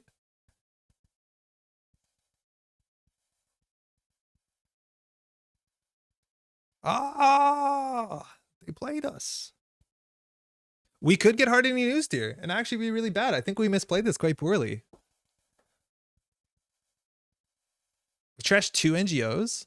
That might be another Spin Doctor, considering that's an IP block. That's so annoying. Last card, hard hitting news. Come on. This is an intimidating remote, honestly. Okay, so we need to get our Maw down, hopefully. They have one card in hand. I don't think we know what it is.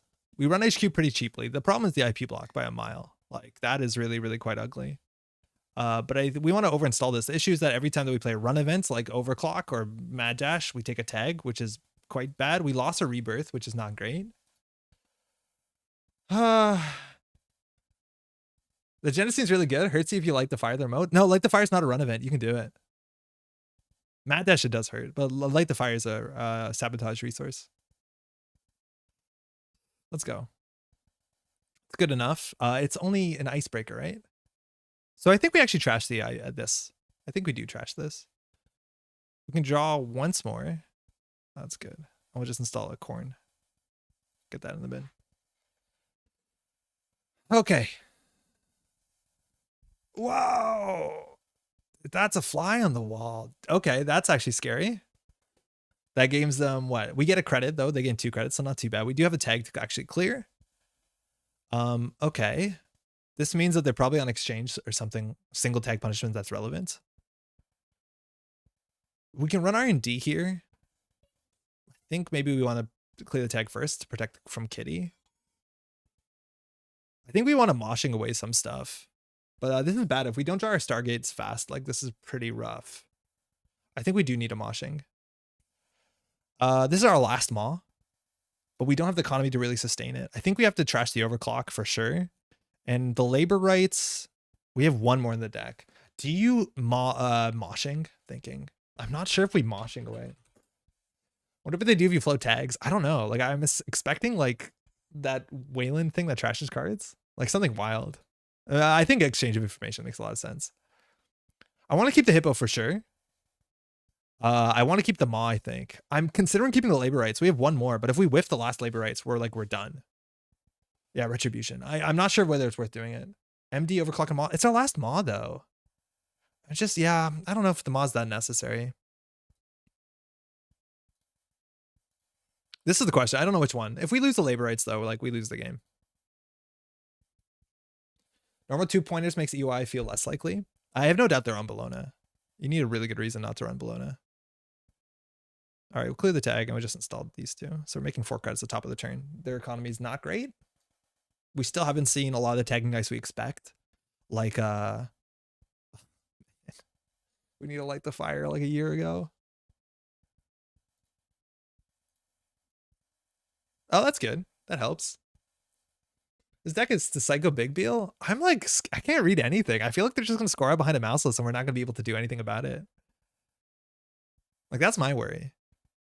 Maybe we can hit singles off of R&D. I don't know. An Amani Sanai would be disgusting. I don't know what Server 3 is. I'm expecting snares. I'm just going to force them to pay money here.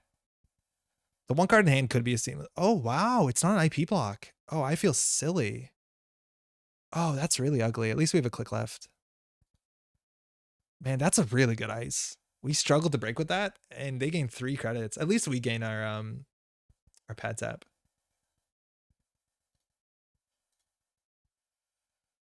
If it's a quantum, they'd get it here. It's a Spin Doctor, okay. So they just drew 2. They're shuffling away. I think Spin Doctor is most likely what that was. We have the last click clear tag. So they're putting back in a Spin Doc that we trashed, and we'll see what the other card is. I imagine maybe an IP block. NGO front, okay. BCA, B. We have a shortcut acronym for that because we have to say it so much. We'll remove the tag for sure. I'm worried that they're going to seamless out a fly in the wall and then like all seeing eye or do something disgusting. That's the fear.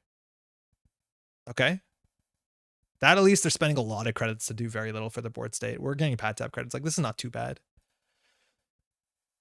Access a card with trash cost non-archives and do not trash it. You may reveal it and gain a credit.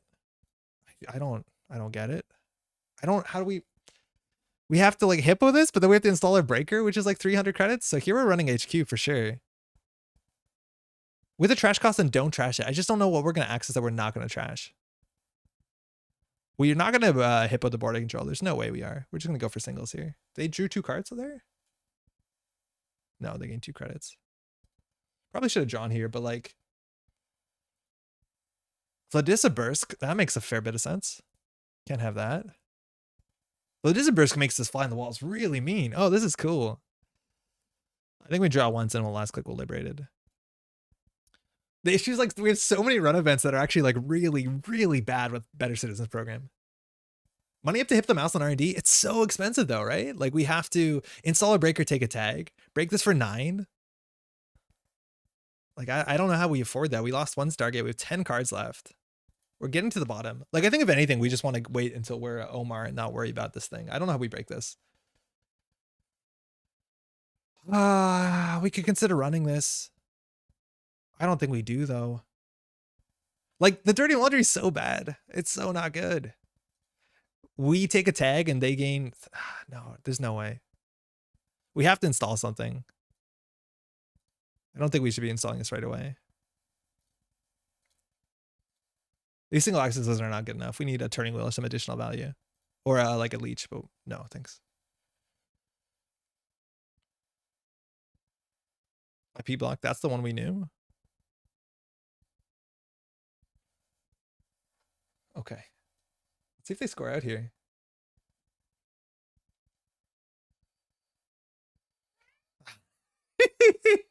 They're on game point. We took another tag there. That's fine. What did they do? They gained 2 credits. We're getting absolutely rolled through. We finally have a light the fire, so the remote is a possibility. We really have to go in here. Single access on HQ is below value right now because they just jam. I think you're totally right, Aaron. We should have realized that. Anything that they draw, they're putting into the remote server. That's not a click that's worth 2 credits.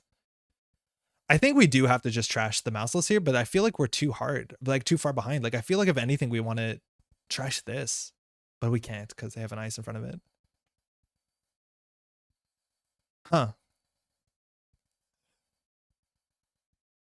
Okay. I don't know what to do. Single access is not good. 6 cards left. We could, in theory, know everything that's in there. We lost both Stargates. And they are absolutely jamming through us. Like this never advanced play is hard for us. I think we have to bite the bullet and get down our Black Orchestra. Maybe we can do some damage on R&D. Haven't seen a Bologna yet. They might have a fair few agendas. I think we have to go for it. Yeah, in for a penny, in for a pound. We're going to be tagged anyways. Maybe we'll see some tag punishment, see it's irrelevant. At this point, like, actually, yeah, exchange information is lethal. Okay, we take a tag. Wait, why don't we take a tag? Oh, we do. They're just waiting for the trigger. BCP's first time only? Yeah, sure. But like we're going to install the Black Orchestra only, right? Oh, you can also dirty laundry. Oh, that's a really good point. Yeah, Floofy, I forgot about that. Yeah, that's a huge idea. Yeah, for sure. We should have dirty laundry there. Hopefully we steal something. We can go back. Okay. I guess we have to. So now we can dirty laundry and then clear 2 tags.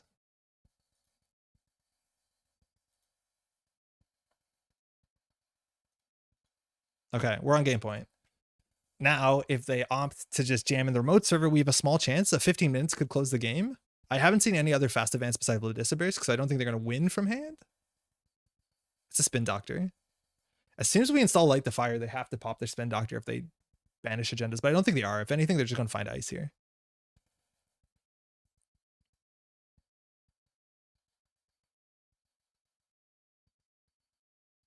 Our ice is all full up. Okay, there's some ice. I would hate for it to be the 3rd mouseless. It would be disgusting. Okay, just click for credit. At least they're not winning this turn unless they have the 50 minutes in hands, which I don't think is unlikely considering their the exchange of information play, which I'm assuming they're on. Okay. From here, can we make our access more profitable? We've lost both Stargates. We're at the point where if we labor rights, we can ensure the 3 cards that are in our deck. So this is where like things get really interesting. So in theory, we could like labor rights for Stargate would be a bit awkward because it's a trash thing. So we would like labor rights for Rebirth. We're at the point where we can consider floating tags if we think we're going to win next turn. We also could always consider installing Light the Fire, which makes them consider popping the Spin Doctor, but I don't think they would. So I think though we have to like hit the Liberate, install the Liberate. Otherwise, we're just not going to have enough money to do anything. Odds of Kitty being in there, not 0. Maybe it makes their agenda suite way too clunky. Like, I don't know what else they're on. Like 2 more Bologna? I guess we'll run this click. Because if we install this and then run, like, we can't clear the tag that easily. Let's force them. This will be an IP blocker likely, right? Yeah, there you go. That's fine. We can trace through that. It's the same cost as breaking. Might as well. But the 50 minutes from hand gets us. So we really want to win here. Spin Doctor getting popped. Okay, cool. There's a chance we run HQ last click. If we were like really respecting 50 minutes, it's always IP lock. Yeah, so I think we actually just run HQ. Just because 50 minutes is a problem, and like I haven't seen a hardening news so far.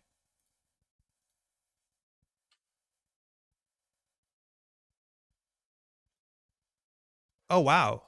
It looks like they have a 15 minutes in there. Hydra, uh-oh. They might have it. That pop is pretty telling. Install advance.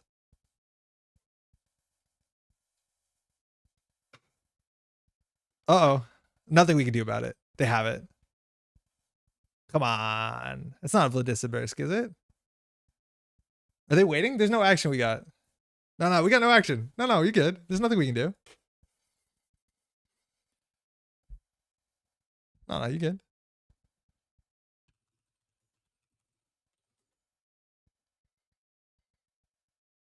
No caught? No. No, we can't. There's nothing on the table that will produce it, but it's good to check. Oh, they had it. Oh, damn. It's a Bologna. Nah, I thought, yeah. Whew. Good game. Was worried that was in there. For sure. Yeah, okay. So that was a very telling pop. We gained 102 credits, and yet to some extent we still struggle to get like good accesses. Close one had the BCP in hand. Ooh, 2 agendas in hand. So we missed on there, and that's why they popped the border control, so we wouldn't get 2 runs. Which I think we would have ran twice, because we knew that we'll lose off the 15 minutes. Thanks for the game. Like your deck. So you see what BCP does? Like a lot of the idea and the way that most people look at these cards is like, is this better than Beal? Is this better than even remastered edition? And a lot of people say no. That's a good question. What's the tag punishment like? But like I think in this identity, this seems stronger than ever. You have to score it early, or like it's kind of rough to get all the breakers installed. But like people do play run events. KK, that tracks. Yeah, it's just exchange of information. It made a lot of our cards way worse unless we do again plan to do multiple things in the same turn. And like gaining the tag is annoying, but the fact that they actually gain benefit from us taking the tag makes that so much more reasonable, as opposed to being like, oh, we'll just clear with Citadel Sanctuary clicklessly. Oh, I would not respect the public trail. That's super cool. So they're on the only public trail, which is so interesting, because like there's a lot of turns where we respected hard-hitting news, but we didn't respect public trail. And if they do public trail into exchange of information, they would have won like a long time ago. I like it. Yeah, I think that's really cool, because I also don't think they had the robust economy to float what's it called, hard-hitting news credits. Some of the early game was like really suspect. Like an empty daily quest is maybe, I don't know. That seemed very strange to me. It was hard to get a read on it. That's cool. This is really cool. Yeah, Grim, they said it was just EOI. Looks good so far. And yeah, you're right. So much influence spent on this Wayland dice. Thanks for game, eh?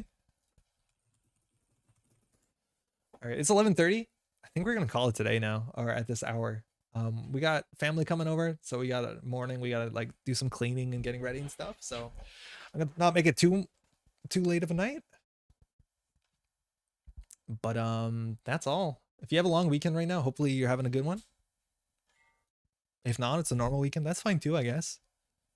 Huge shout out to everyone we played games with, everyone hanging out in chat, everyone watching the VOD. Hopefully you're doing well. We'll be back next Thursday. Again, we have a store championship, so maybe we'll play some good stuff next week, trying to figure it out. Maybe take some time to talk about the difference between standard and startup and all that. Macaroni, thanks for streaming in chat. Hey, enjoy your Friday. Unsupervised. Thanks for streaming, Thanos. My pleasure. That's largely it.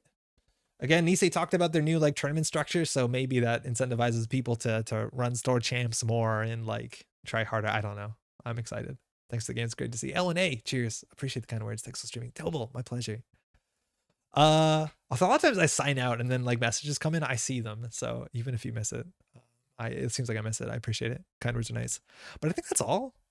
Go out to theaters, see everything everywhere all at once if you can. It's kind of incredible. It's like a mixture of, I don't want to spoil it, but like it has a lot of like the sort of visual creativity you might see in something like an anime, but like very good structure and theme and tone. It's kind of something else. Wait, new turning structure? Graham, I'm talking about their what exactly do they call it? They have a name for it. I'll open it 1 second. It's so good. It really is, Floopy. It's kind of incredible. I watched it with Pat this weekend.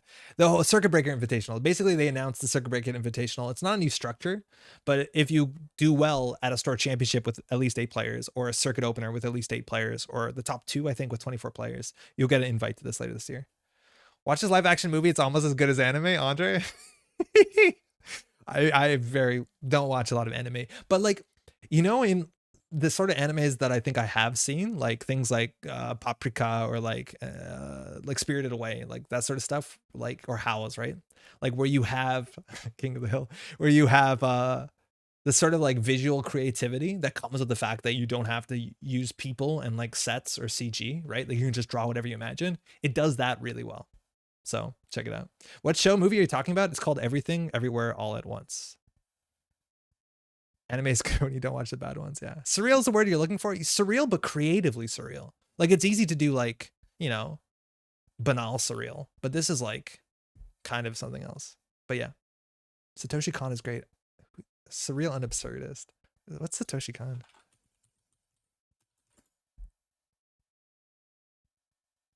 Oh, the person who did Paprika. Excuse me. It's been years since I've seen Paprika. I remember really enjoying it.